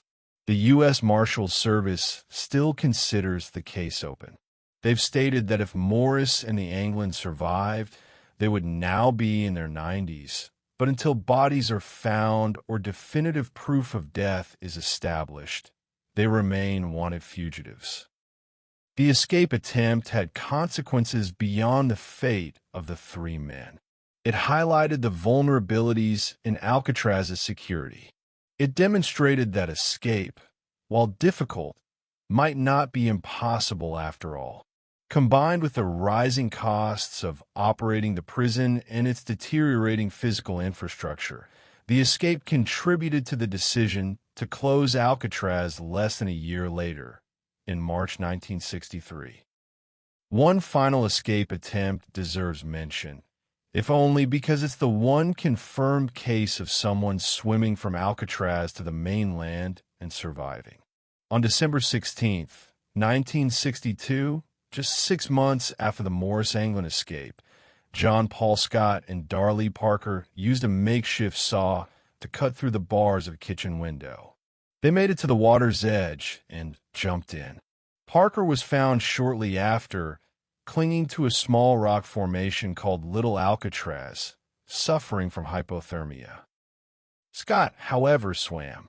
He swam through frigid water, fought the currents, and incredibly, made it all the way to Fort Point beneath the Golden Gate Bridge, a distance of about 3 miles.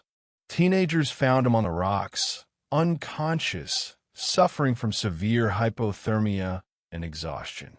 He was taken to a military hospital, treated, and once recovered, returned to Alcatraz. Scott's feat proved that swimming from Alcatraz to shore was survivable, though just barely. But he'd had advantages that other escapees didn't. He'd been in better physical condition, he'd entered the water wearing makeshift flotation devices, and he'd caught the currents at exactly the right time. Even so, he'd nearly died. The margin between success and drowning was razor thin. These escape attempts, 14 in total, 36 men involved, tell a story of desperation, ingenuity, and the indomitable human desire for freedom. Most attempts failed. Some failed spectacularly, ending in death or immediate capture. But a few came tantalizingly close, and at least one may have actually succeeded. The official record states that no one ever successfully escaped from Alcatraz. But that official record comes with a qualifier. No one is known to have successfully escaped. Those 5 missing men, particularly Morris and the Anglins, represent the question mark at the end of that statement. Did they drown in the bay, their bodies swept out to sea? Or did they make it to shore, disappear into new lives, and take their secret to their graves? The answer matters less than the question itself, because the possibility, however slim, that someone might have beaten Alcatraz is what keeps the legend alive. It's what makes every tour guide pause when showing visitors cell 138, where Frank Morris once lived. It's what makes people stare out across the bay from the island and imagine 3 desperate men paddling through the darkness, racing against cold and currents and time. The cells that once held Morris, the Anglins, and West are empty now, their ventilation grills long since replaced and secured. But the story of that June night remains, suspended in the fog that still rolls across the bay, whispered by tour guides, debated by researchers, immortalized in film and television. Did anyone ever escape from Alcatraz? The honest answer is, we don't know. And perhaps, in the end, that uncertainty is the most perfect escape of all. The haunting, from the very beginning, even before the federal prison opened, even during the military years, even in the time when Alcatraz was just a fortress bristling with cannons that would never fire in anger, people sensed that something was wrong with the island. The indigenous Ohlone and Miwok peoples had warned about it. This was a place where evil spirits gathered. And while we might dismiss such warnings as superstition, as the spiritual beliefs of a pre-scientific culture, the fact remains that almost everyone who has spent significant time on Alcatraz has experienced something they couldn't quite explain. The paranormal reputation of Alcatraz is not a modern invention, not something cooked up to attract tourists or sell tickets. The reports of strange occurrences, of unexplainable phenomena, of presences that shouldn't exist began while the prison was still operational. Guards reported them. Prisoners whispered about them. Staff members who lived on the island with their families learned to accept that their home came with certain peculiarities. One of the most documented early paranormal encounters involved Warden James A. Johnston himself, the man who had transformed Alcatraz into a federal prison, a practical, no-nonsense administrator who had no time for ghost stories or superstition. Johnston was a skeptic, a man who believed in concrete and steel, in locks and bars, in the tangible reality of security systems. He did not believe in ghosts. Until Christmas Eve, 1940. Johnston was hosting his annual Christmas party at his residence on the island. The warden's house was a comfortable building near the top of the island, with views across the bay to San Francisco's twinkling lights. The party was well attended. Guards and their wives, administrative staff, all gathered to celebrate the holiday in what small way was possible on Alcatraz. The party was going well. People were laughing, talking, enjoying the rare moment of normalcy in this strange, isolated place. And then the temperature in the room dropped. Not gradually, not a gentle cooling, but a sudden, dramatic plunge that made breath visible, that sent a shiver through everyone present. The conversation faltered. People looked around, confused, and then they saw him. A man stood in the doorway. He was dressed in Victorian-era clothing, a gray suit, waistcoat, mutton chop whiskers, a cap perched on his head. The clothing was working class, the attire of a laborer or craftsman from the 1850s or 1860s. He simply stood there, solid and real, looking at the assembled partygoers with an expression that was hard to read. For several seconds, no one moved. Everyone saw him. This wasn't a glimpse from the corner of one person's eye. This was a full apparition, visible to everyone in the room. Guards who worked the cell blocks daily, who were trained to observe and report, who prided themselves on their perception. They all saw him. And then, just as suddenly as he'd appeared, he vanished. One moment he was there, the next he simply wasn't. The room's temperature returned to normal. The fire in the nearby stove, which had been extinguished by the sudden cold, flickered back to life. Johnston tried to rationalize what had happened. Perhaps it was someone in costume, a prank. But the door had been watched. No one had entered the house. And no one could explain the temperature drop or how the fire had gone out and restarted. The warden, despite his skepticism, couldn't dismiss what he and all his guests had witnessed. In the years that followed, Johnston experienced other phenomena. He heard footsteps in empty corridors of his house. He would sometimes smell smoke, not tobacco, but something older, mustier, in rooms where no one had been smoking. Objects would move on their own, books falling from shelves, doors opening and closing without anyone touching them. Who was the Victorian man? The most common theory identifies him as Michael Mara, a worker who drowned near Alcatraz in 1857 during the fort's construction. Mara had been helping to transport supplies when his boat capsized in the fog. His body was never recovered. The description of the apparition, working-class clothing, the general period, matches what Mara would have worn. Perhaps his spirit never left the island where he died. Perhaps he's been there all along, watching as his accidental grave transformed into a fortress, then a prison, then a tourist destination.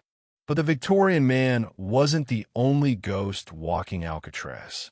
As the federal prison operated through the 1930s, 40s, 50s, and early 60s, reports of paranormal activity accumulated.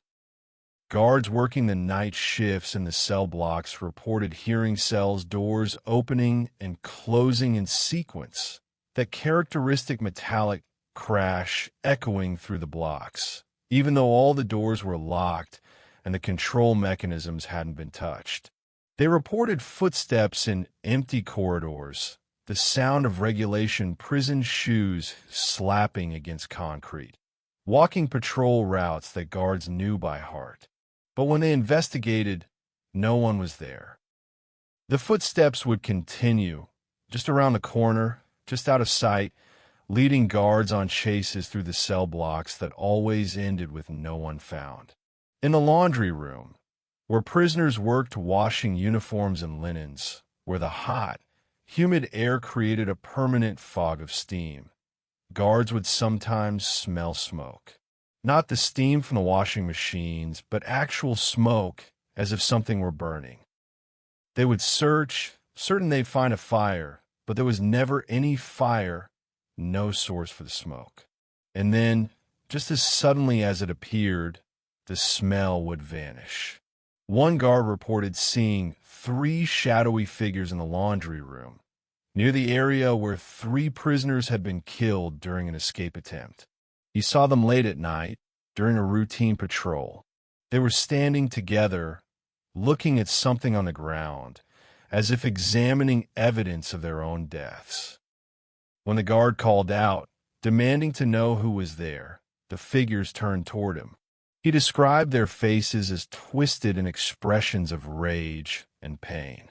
And then they faded, dissolving like the steam that filled the room. But it's cell block D, particularly the isolation cells, and especially cell 14D, where the paranormal activity is most concentrated and most disturbing. Multiple psychics and paranormal investigators who have visited Alcatraz independently, without knowing what others have reported, have all described similar experiences in D Block. Cell 14D, the strip cell, registers consistently colder than surrounding cells, sometimes as much as 20 degrees colder. This temperature difference has no physical explanation. The cell is built of the same materials as the others. It has the same ventilation. There's no draft, no hidden window, no reason it should be colder. Yet multiple temperature readings taken over the years confirm it. 14D is freezing. Psychics who enter the cell report overwhelming sensations of malevolence, of presence, of something that doesn't want them there. Some describe feeling hand around their throats. Others report being pushed, physically shoved by unseen forces. One paranormal investigator, Richard Sennett, locked himself in cell 14D overnight as an experiment. He reported feeling icy fingers wrap around his neck and experiencing psychic visions of twisted, dismembered bodies. He emerged from the cell badly shaken, refusing to go back.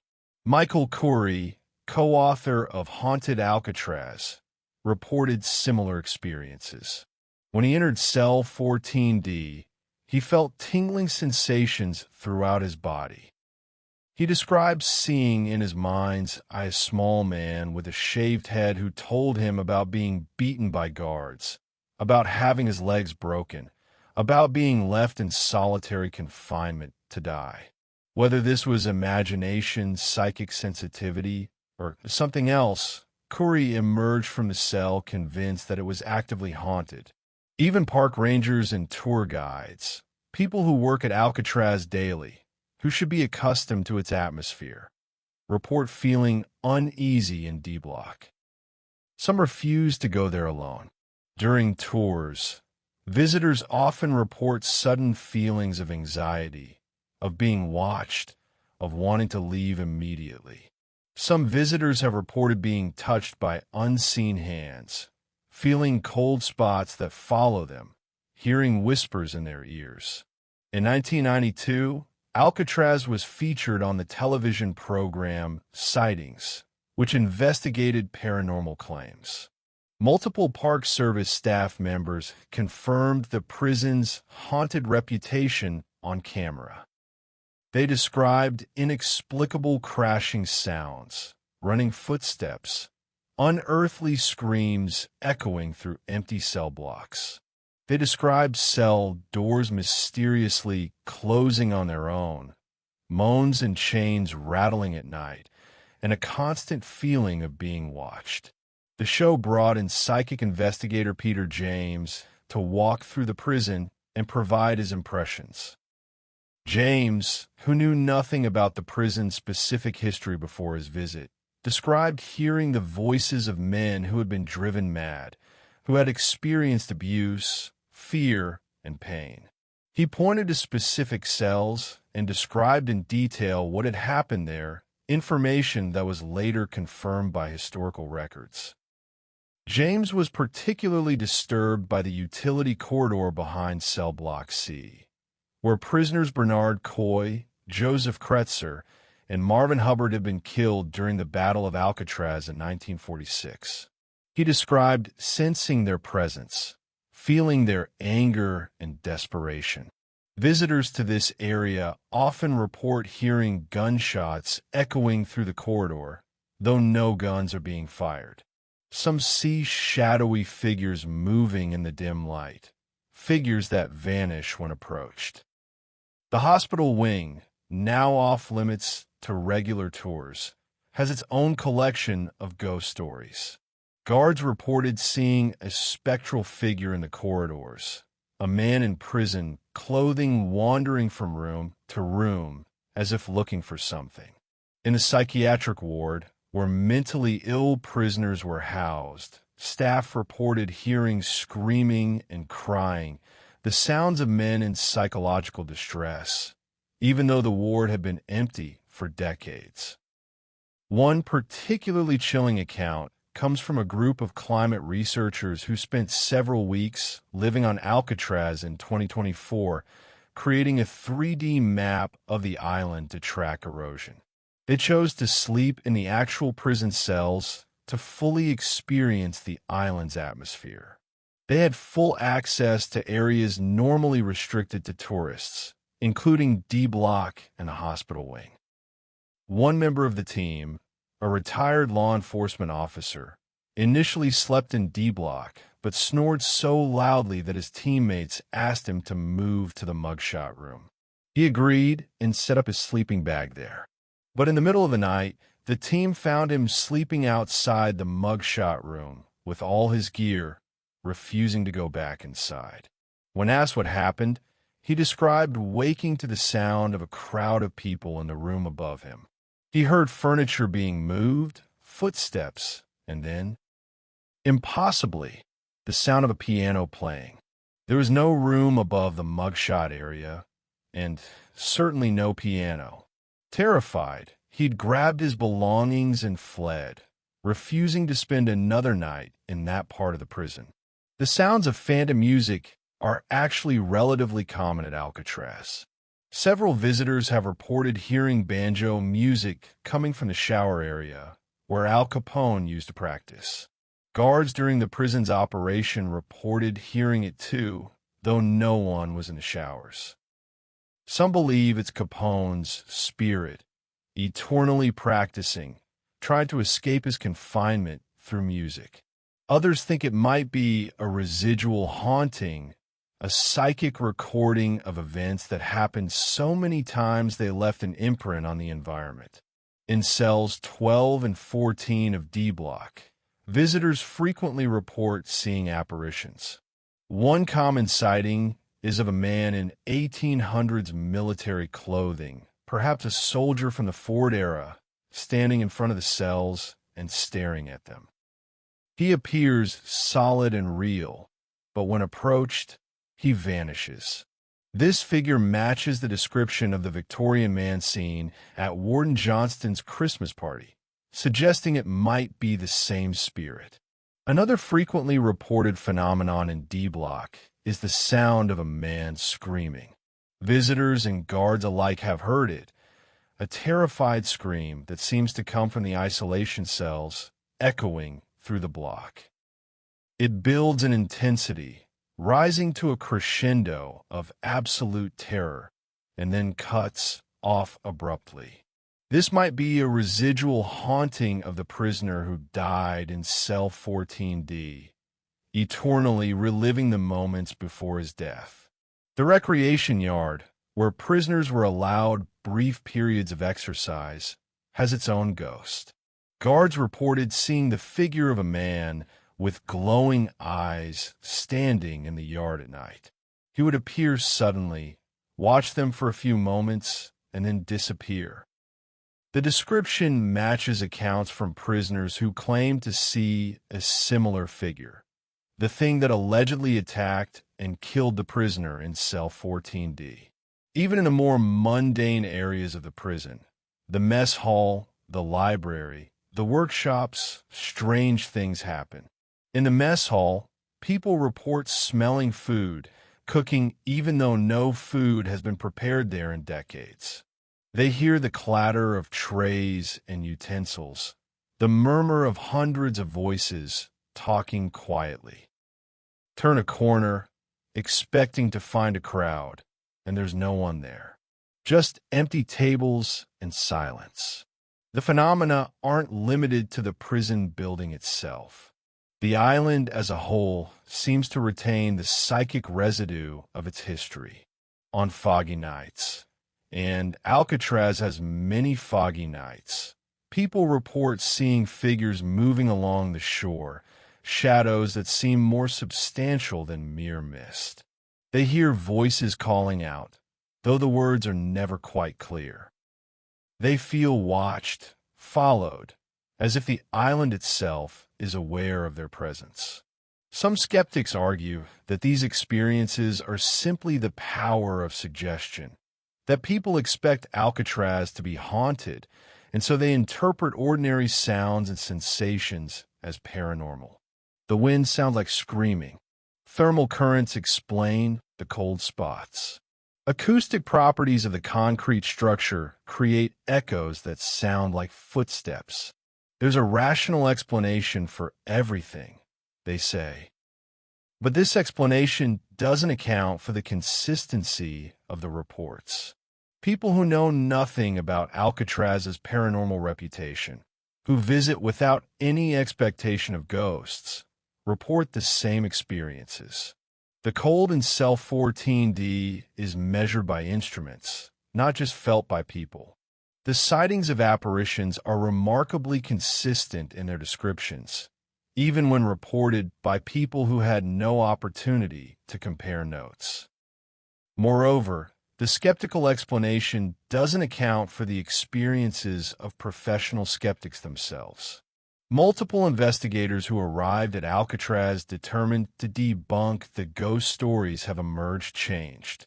They've experienced things they can't explain, phenomena that challenge their worldview. Not all of them became believers in the paranormal, but they stopped being quite so certain in their skepticism. There's something undeniably oppressive about Alcatraz, something that goes beyond its grim history or its harsh architecture. Stand in the cell blocks when they're empty and quiet, and you'll feel it, a weight in the air, a sense of accumulated suffering, of pain and fear and desperation that is soaked into the walls over decades. Whether you interpret that as psychic residue, as genuine haunting, or simply as the psychological impact of being in a place where so much suffering occurred, the feeling is real. The National Park Service, which manages Alcatraz, maintains a carefully neutral position on the paranormal claims. They don't officially endorse ghost stories, but they don't dismiss them either. Park rangers are trained to respect visitors' experiences, whatever those experiences might be. And more than a few rangers have their own stories, though many are reluctant to share them publicly. The haunting of Alcatraz, real or imagined, serves a purpose beyond entertainment. It keeps alive the memory of what happened there, of the men who suffered and died in those cells. The ghosts, whether literal spirits or metaphorical echoes, ensure that we don't forget the human cost of our justice system, the price of punishment carried to its extremes. On quiet nights, when the last tour boat has left and the island settles into darkness, when the fog rolls in thick enough to muffle all sound from the mainland, Alcatraz belongs to its ghosts. The cells that once held criminals now hold something else. Memories, pain, perhaps actual spirits trapped in the place where they suffered. The footsteps continue their eternal patrols. The cell doors open and close. The screams echo through D-Block. The Victorian man stands watching. Al Capone's banjo plays in the showers. And in cell 14D, the coldest cell in the entire prison, something waits in the darkness. Something that has been there since at least the 1940s. Something that claimed at least one life and continues to terrify those brave or foolish enough to enter. Park rangers refuse to go there alone. Psychics emerge shaken. Visitors feel the malevolence and flee. What waits in cell 14D? Is it the spirit of the murdered prisoner, forever trapped in the moment of his death? Is it something older, something that was there before the prison, before the fort, something the indigenous people sensed and warned about? Or is it simply the accumulated darkness of that place, the psychic weight of all the suffering that occurred there, given form and presence by collective belief? No one knows. The cell waits. The darkness remains. And Alcatraz, the island that never sleeps, continues its vigil, holding its secrets, guarding its ghosts. The living come and go, tourists and rangers and researchers. But the dead remain, forever imprisoned on the rock, serving sentences that have no end. By the early 1960s, it was becoming increasingly clear that Alcatraz Federal Penitentiary was living on borrowed time. The infrastructure was crumbling. The salt air and harsh weather conditions of the bay had been eating away at the buildings for decades, causing extensive corrosion and deterioration. The prison that had once been state-of-the-art was now a crumbling relic, requiring constant, expensive maintenance just to remain functional. The economic realities were stark and undeniable. Alcatraz cost nearly 3 times as much to operate as any other federal prison. In 1959, the daily per capita cost at Alcatraz was $10.10 compared with $3 at USP Atlanta. The primary expense was the physical isolation of the island itself. Everything, every pound of food, every gallon of water, every roll of toilet paper, every piece of mail had to be brought to Alcatraz by boat. The island had no source of fresh water, so nearly 1 million gallons had to be barged from the mainland each week. During the winter months, when storms made the bay crossing dangerous, supplies had to be stockpiled, adding to the expense. The buildings themselves were falling apart. 50 years of salt water saturation had severely eroded the concrete and steel. The cell blocks leaked. Rust had eaten through pipes and support structures. Windows were corroding in their frames. The electrical systems were outdated and unreliable. The costs of repairing and maintaining the facility were astronomical. In 1959, a study estimated that $3 to $5 million would be needed just for immediate restoration and maintenance work to keep the prison operational. The figure didn't include the ongoing daily operating costs. The Federal Bureau of Prisons conducted a cost-benefit analysis and reached an unavoidable conclusion. It would be more economical to build an entirely new prison than to continue operating Alcatraz. But it wasn't just economics driving the decision. There were also changing philosophies about incarceration and punishment. When Alcatraz opened in 1934, the prevailing attitude toward dangerous criminals was purely punitive. The prison's motto might as well have been break them and contain them. Rehabilitation was not a priority. Punishment was the point. By the early 1960s, that philosophy was starting to change. Prison reform movements were gaining traction. There was increasing recognition that extreme isolation and purely punitive measures didn't actually reduce recidivism. Prisoners who were simply broken and then released often returned to crime, having learned nothing except hatred for the system. There was a growing belief that even the worst criminals could potentially be rehabilitated if given proper programs and incentives. Alcatraz represented the old way of thinking, a philosophy that was falling out of favor. The prison had no real educational programs, no meaningful job training, no therapeutic interventions. It was purely about control and punishment. Modern penology was moving in a different direction, and Alcatraz had no place in that new vision. Attorney General Robert F. Kennedy, brother of President John F. Kennedy, took a personal interest in the issue. In early 1963, he ordered a comprehensive review of the federal prison system. The review confirmed what many already knew. Alcatraz was outdated, expensive, and no longer necessary.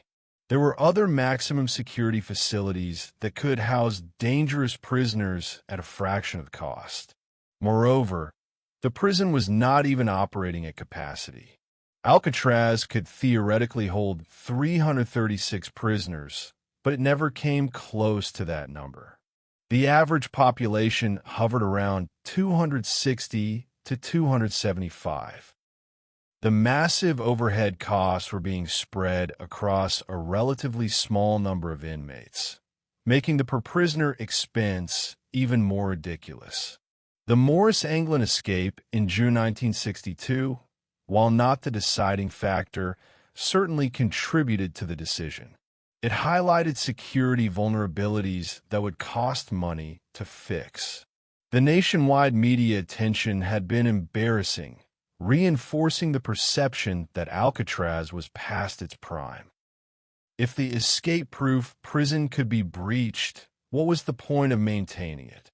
On March 21, 1963, Attorney General Kennedy issued the order. Alcatraz Federal Penitentiary would close. The announcement made headlines across the country. The legendary prison, the supposedly inescapable rock, was shutting down after just 29 years of federal operation. The closing process was methodical. Over the next few months, the remaining prisoners were transferred to other federal facilities, particularly to the newly opened maximum security prison in Marion, Illinois.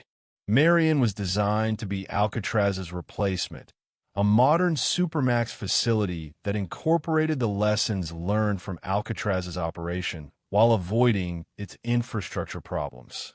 For the prisoners being transferred, the feelings were mixed. Some were glad to leave the Rock, even if they were going to another maximum security prison. Anywhere had to be better than Alcatraz, with its crushing routine its isolation, its atmosphere of despair.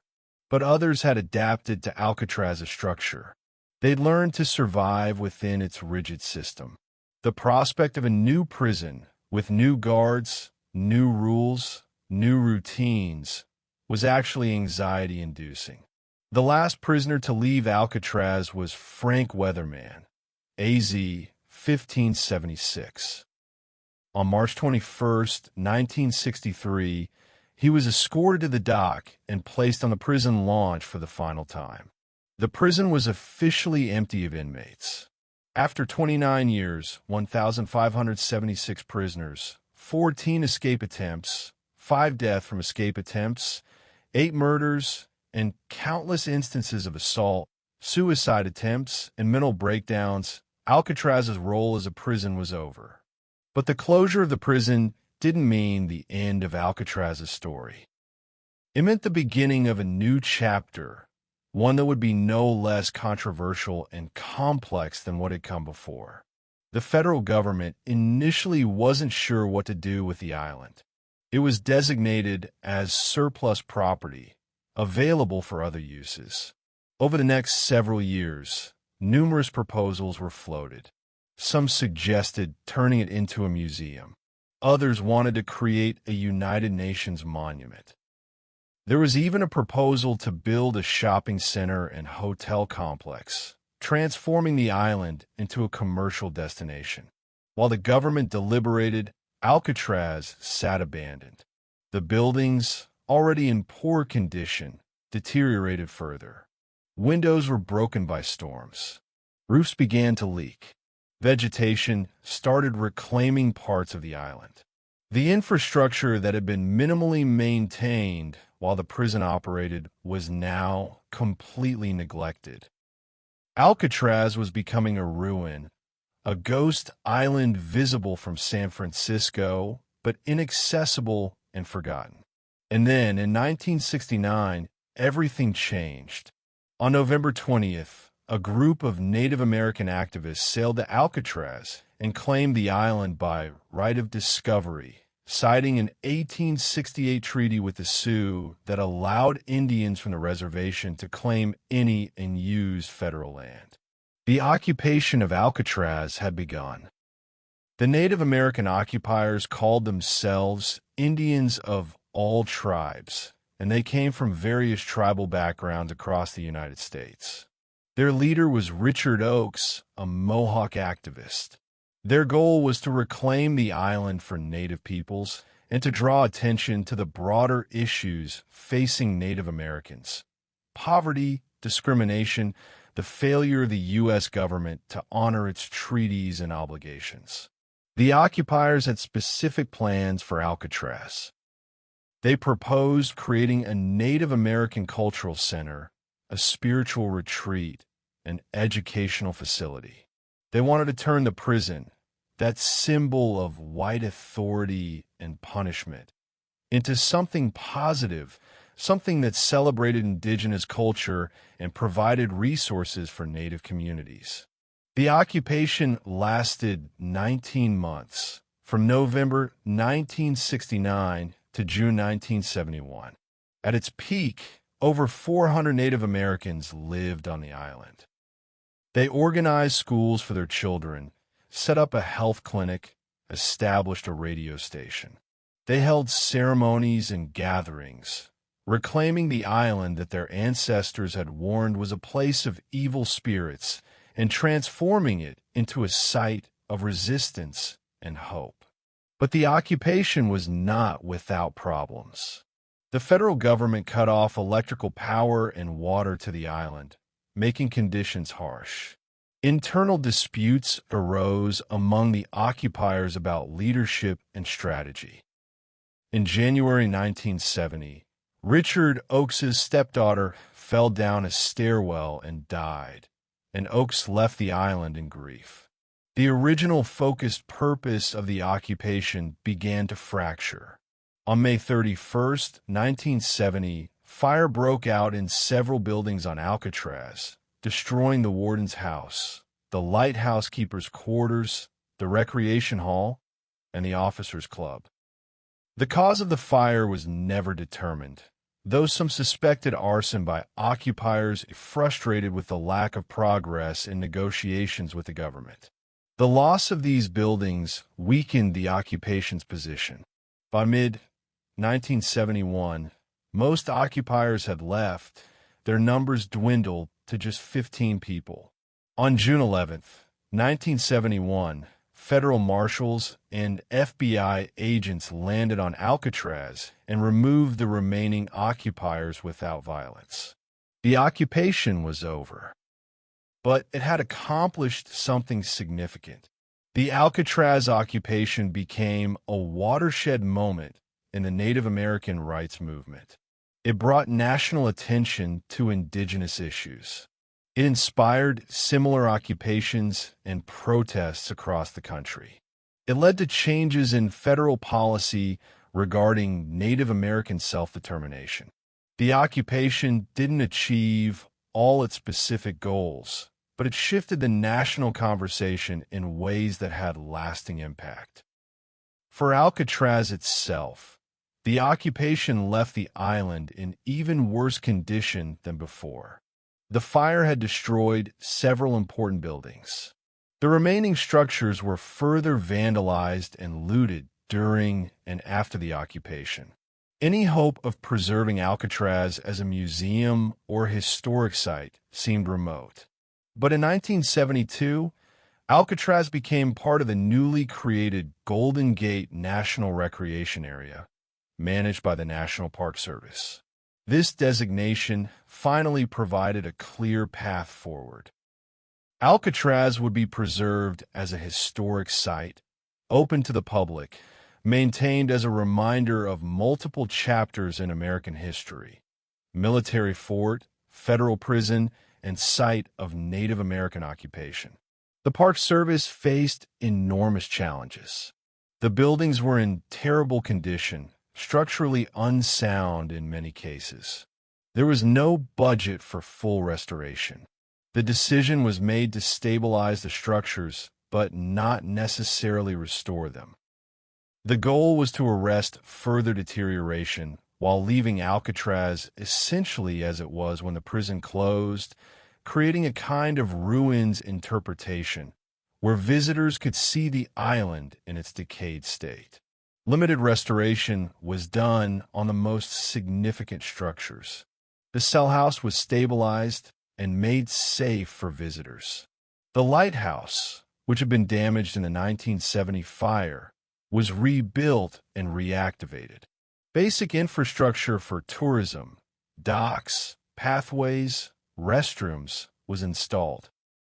But much of the island was left in its deteriorating condition, a conscious choice to preserve the atmosphere of abandonment and decay. On October 25, 1973, Alcatraz opened to the public as a museum and historic site. The response was overwhelming. People were fascinated by the prison, by its history, by the opportunity to walk through those legendary cell blocks and experience, if only briefly, what it might have been like to be imprisoned there. The tourism continues to this day. Approximately 1.4 million people visit Alcatraz each year, making it one of San Francisco's top attractions. Ferry boats run continuously from Pier 33, carrying visitors across the same water that prisoners once stared at longingly from their cells. The closure of Alcatraz as a prison marked the end of an era in American penology. The philosophy it represented, extreme isolation and purely punitive measures for incorrigible criminals, fell out of favor. Modern supermax facilities still exist, but they incorporate different approaches, with more attention to mental health and with clearer pathways for prisoners to work their way back to lower security levels. But Alcatraz remains in the American imagination. It represents something more than just a prison. It's a symbol of absolute confinement, of isolation, of punishment carried to its logical extreme. It's a reminder of how society deals with its most dangerous members, and a question mark about whether there's a better way. The buildings that once echoed with the sounds of slamming cell doors and whistles and the shuffle of prisoners' feet now echo with the chatter of tourists and the explanations of park rangers. The cells that once held Al Capone and Machine Gun Kelly and the Birdman of Alcatraz now hold nothing but shadows and memories. But at night, when the last ferry departs and the island settles into darkness, Alcatraz returns to what it was, what it perhaps always has been, a place of isolation, of sorrow, of spirits that may or may not have found release. The cells wait. The routine, though no longer enforced by guards and whistles, continues in some metaphysical sense. And the rock endures, a monument to the human capacity for both justice and cruelty, for imprisonment and resistance, for suffering and survival. Alcatraz today is a far cry from the forbidding maximum security prison it once was, yet in many ways it remains exactly what it has always been, a place that captures the imagination, that prompts questions about justice and punishment, freedom and confinement, guilt and redemption. The physical transformation from active prison to National Historic Landmark has been dramatic, but the psychological power of the place remains undiminished. Stand on the ferry dock at Pier 33 in San Francisco on any given day, and you'll see them. Families with children, couples on vacation, school groups, international tourists, all waiting for the boat that will carry them across the bay to Alcatraz. The tickets sell out months in advance, particularly during summer. What draws them? Partly it's the fame, the pop culture cachet that Alcatraz has accumulated over decades of books, movies, and television shows. But there's something deeper, too, a fascination with what the prison represents. The ferry ride itself is part of the experience. As the boat pulls away from San Francisco, the city's skyline recedes behind you. Alcatraz grows larger ahead, the Cellhouse visible on top of the island, the lighthouse standing sentinel. It's the same view that prisoners saw in reverse, watching San Francisco grow smaller as they were transported to their new home. Tour guides point this out, helping visitors understand the psychological torture of being so close to a major city, yet completely cut off from it. When visitors disembark at Alcatraz, they're greeted by National Park Service rangers who provide orientation and safety information. The island is far from pristine. Part of the preservation strategy is to maintain it in a state of controlled decay. Visitors are warned to watch their step, to stay on designated paths, to respect the historic structures.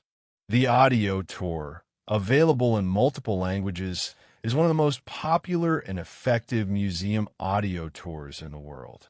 Former correctional officers and prisoners were interviewed for the tour, their voices providing first-hand accounts of what life was like on Alcatraz. Hearing these voices, particularly the prisoners' voices, filled with the reality of years spent in those cells, gives visitors a connection to history that goes beyond merely walking through old buildings. The Cellhouse tour takes visitors through the main cell blocks, B and C blocks, where most prisoners were housed. They can look into individual cells, see the cramped living conditions, imagine spending years in those spaces. The audio tour includes recordings of cell doors slamming, counts being called, the daily whistle blasts, recreating the soundscape of prison life. D Block is open to visitors, including the whole cells.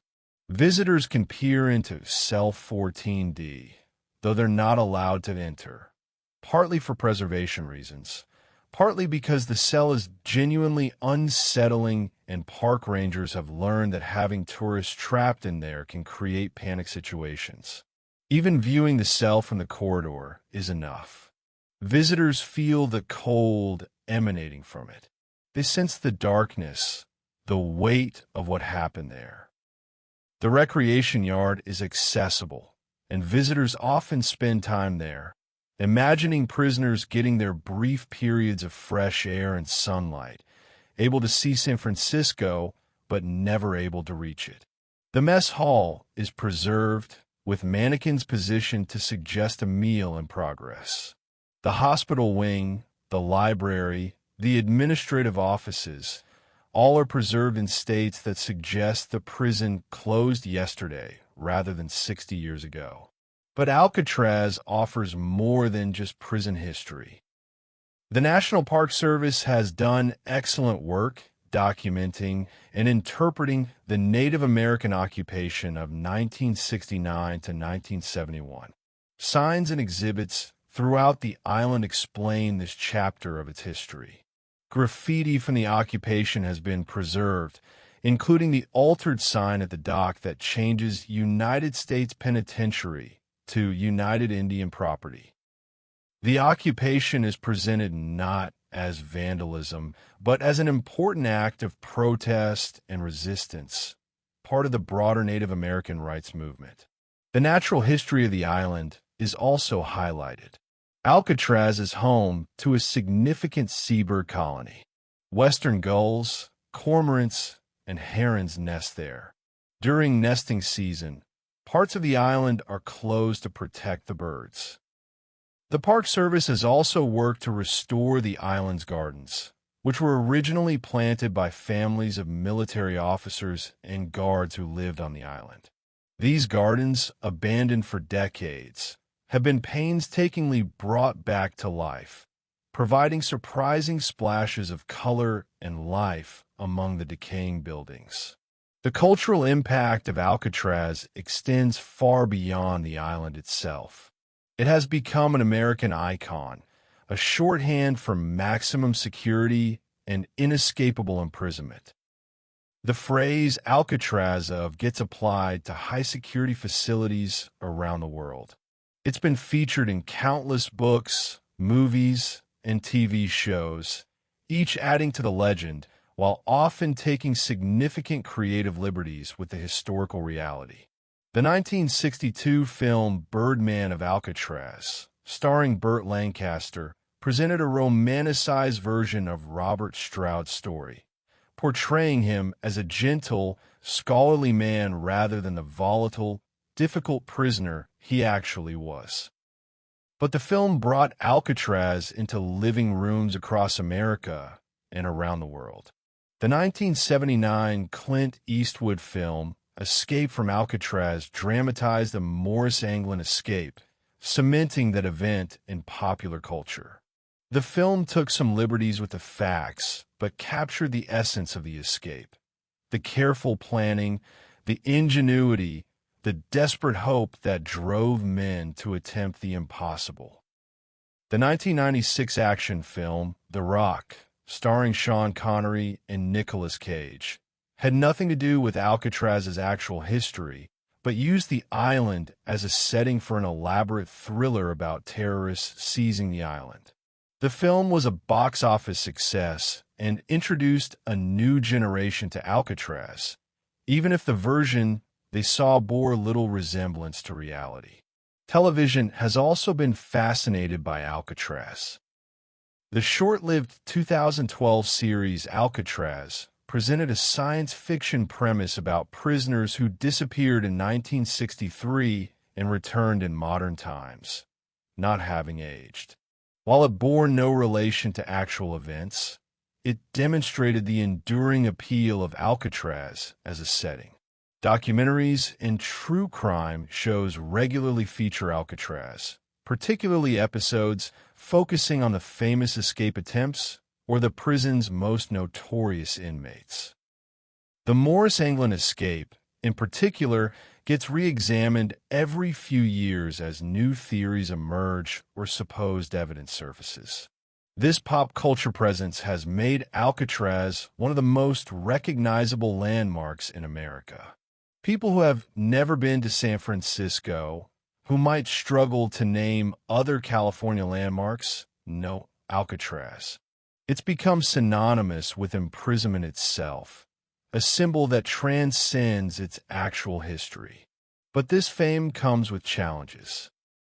The National Park Service struggles to balance historical accuracy with popular misconceptions. Many visitors arrive with ideas shaped by movies and expect to find the Alcatraz of Hollywood rather than the Alcatraz of history. Park rangers spend considerable time correcting myths. No, there were no sharks in the bay. No, conditions weren't necessarily worse than other prisons. No, Al Capone didn't run the prison from his cell. The Park Service also faces ongoing preservation challenges. The salt air continues to corrode the buildings. Storms damage structures. The cost of maintenance is substantial, and funding is always uncertain. There's a constant balance between preserving the island's historically significant structures and allowing them to decay naturally. Some buildings, like the warden's house, are essentially ruins. They burned in 1970 and have never been rebuilt. The decision was made to stabilize them enough to prevent complete collapse, but otherwise leave them as ruins. This ruins interpretation gives Alcatraz a particular atmospheric quality. It's not a polished, restored museum.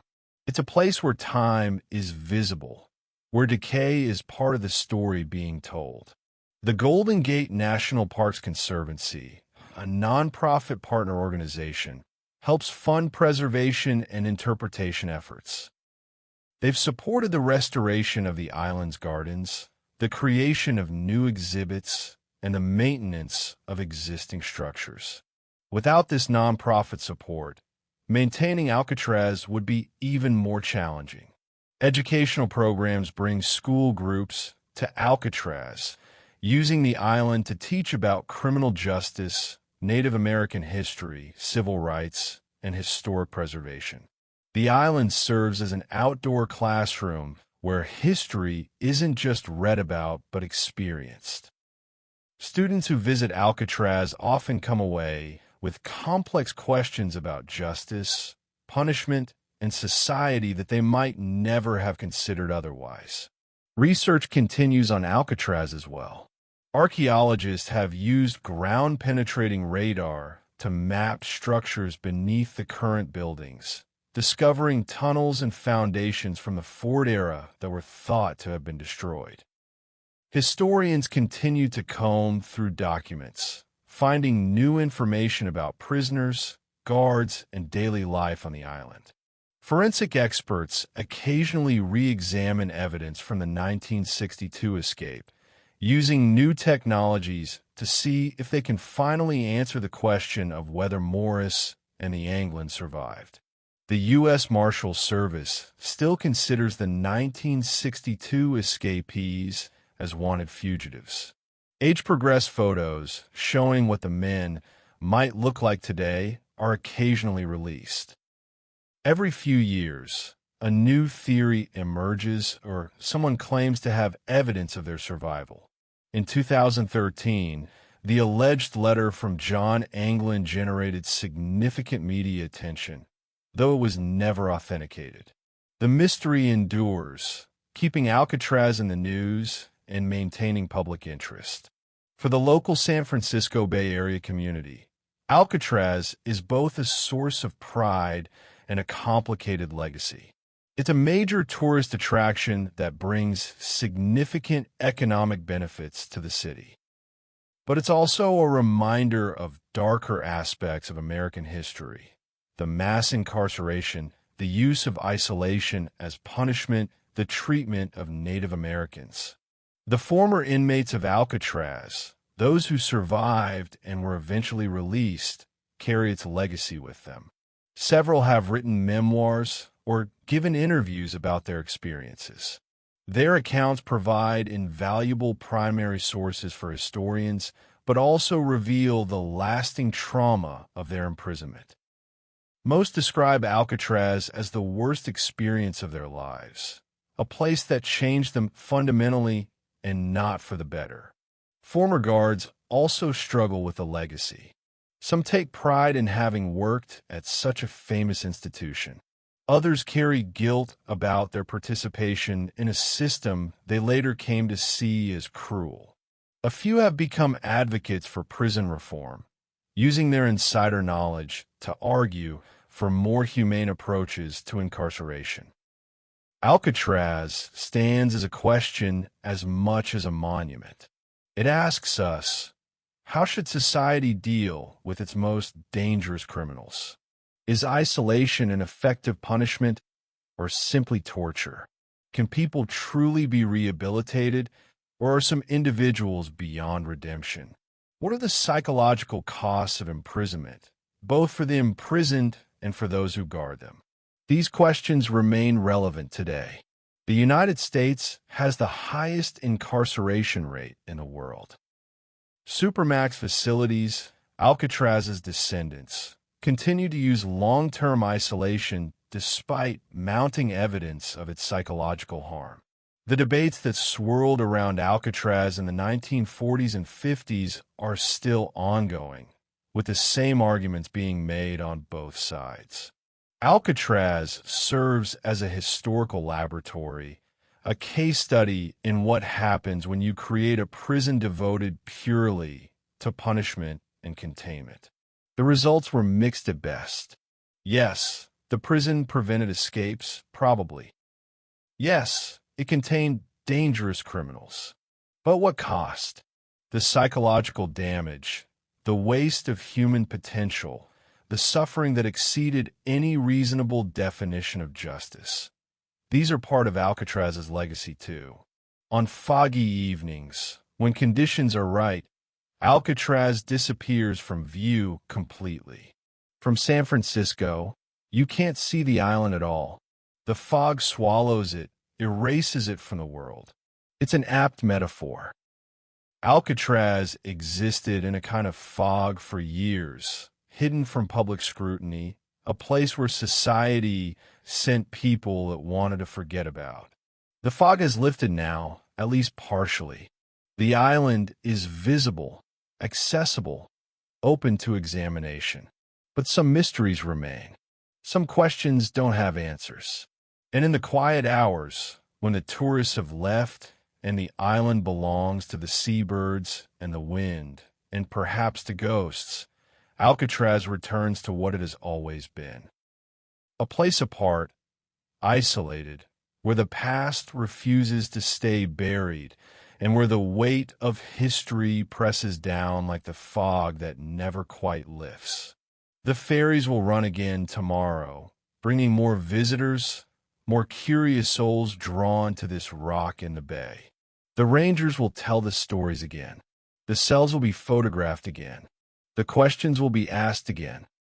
And Alcatraz will endure, silent and patient, holding its secrets, bearing witness to what humans can do to one another in the name of justice. The rock stands. The cells wait. The stories continue. And every night, when darkness falls, Alcatraz remembers.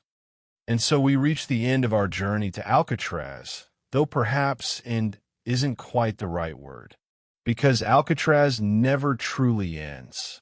Its story continues, evolving, accumulating new layers of meaning with each passing year, with each new visitor who walks through those cell blocks, with each new account of something unexplained happening in the darkness of D Block.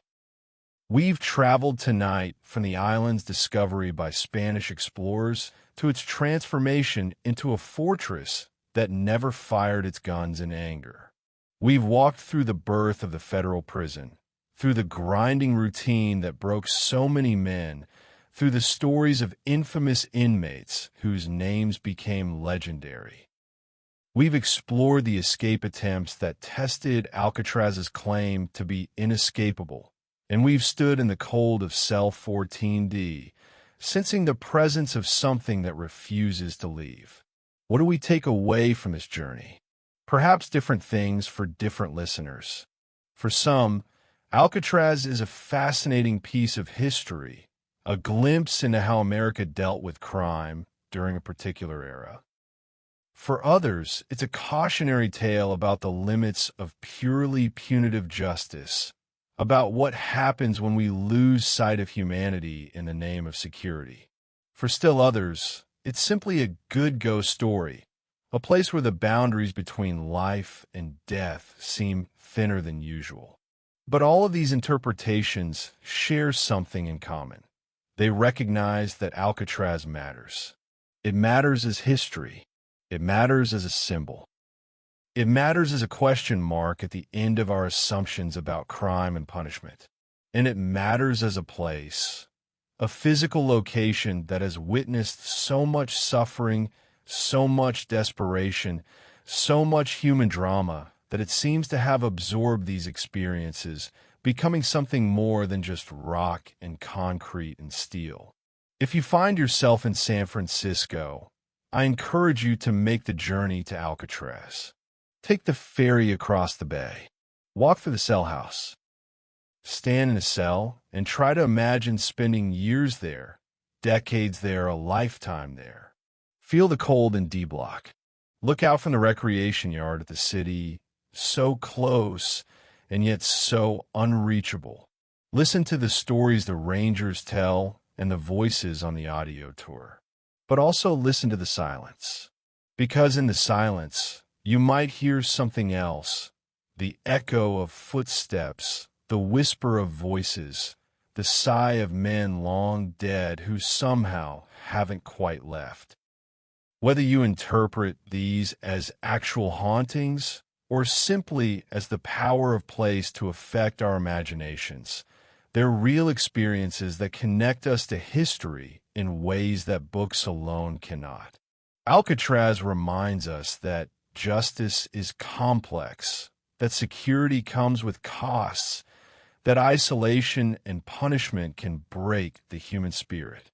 It reminds us that even the most carefully designed systems have vulnerabilities. The human ingenuity and desperation can overcome barriers thought to be absolute. And it reminds us that we are all, in some sense, prisoners of our choices, our circumstances, our mortality. But it also reminds us of resilience.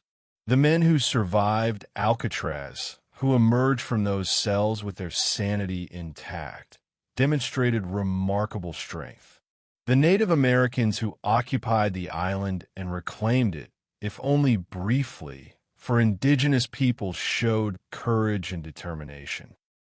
The workers who now maintain the island and tell its stories are keeping history alive for future generations.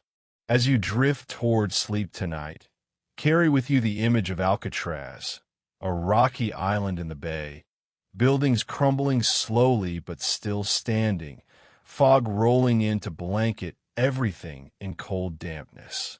Imagine the cells waiting in darkness, each one holding memories of the men who once lived there. Imagine the footsteps echoing through empty corridors, the cell doors sliding open and closed though no one touches them, the cold that descends without reason, the presences that watch but never quite reveal themselves. And imagine, if you will, Frank Morris and the Anglin brothers, paddling their raft through the darkness of June 11th, 1962, racing against cold and currents in time, three desperate men risking everything for a chance at freedom. Did they make it? Did they drown in the bay? We may never know, but the question itself is part of Alcatraz's enduring mystery, part of what keeps us coming back to its story. The cells that never sleep, the rock that remembers, the island where time stands still. These are more than metaphors. They're realities that continue to this day. Alcatraz hasn't forgotten what happened within its walls. It carries those memories, holds those stories and shares them with anyone willing to listen. So sleep well tonight, dear listeners. Let the mysteries of Alcatraz fill your dreams. Let the questions linger. Let the stories settle into your imagination. And know that on a rocky island in San Francisco Bay, the past remains present, the dead remember, and the cells wait in eternal patience. The fog rolls in, the doors stand open, the ghosts keep their vigil, and Alcatraz endures. Thank you for joining me on this journey to Kaya tonight.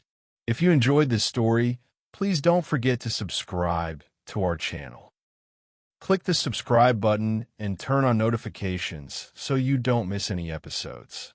There are many more mysteries to explore together, many more histories to uncover, many more stories that blur the line between the known and the unknown.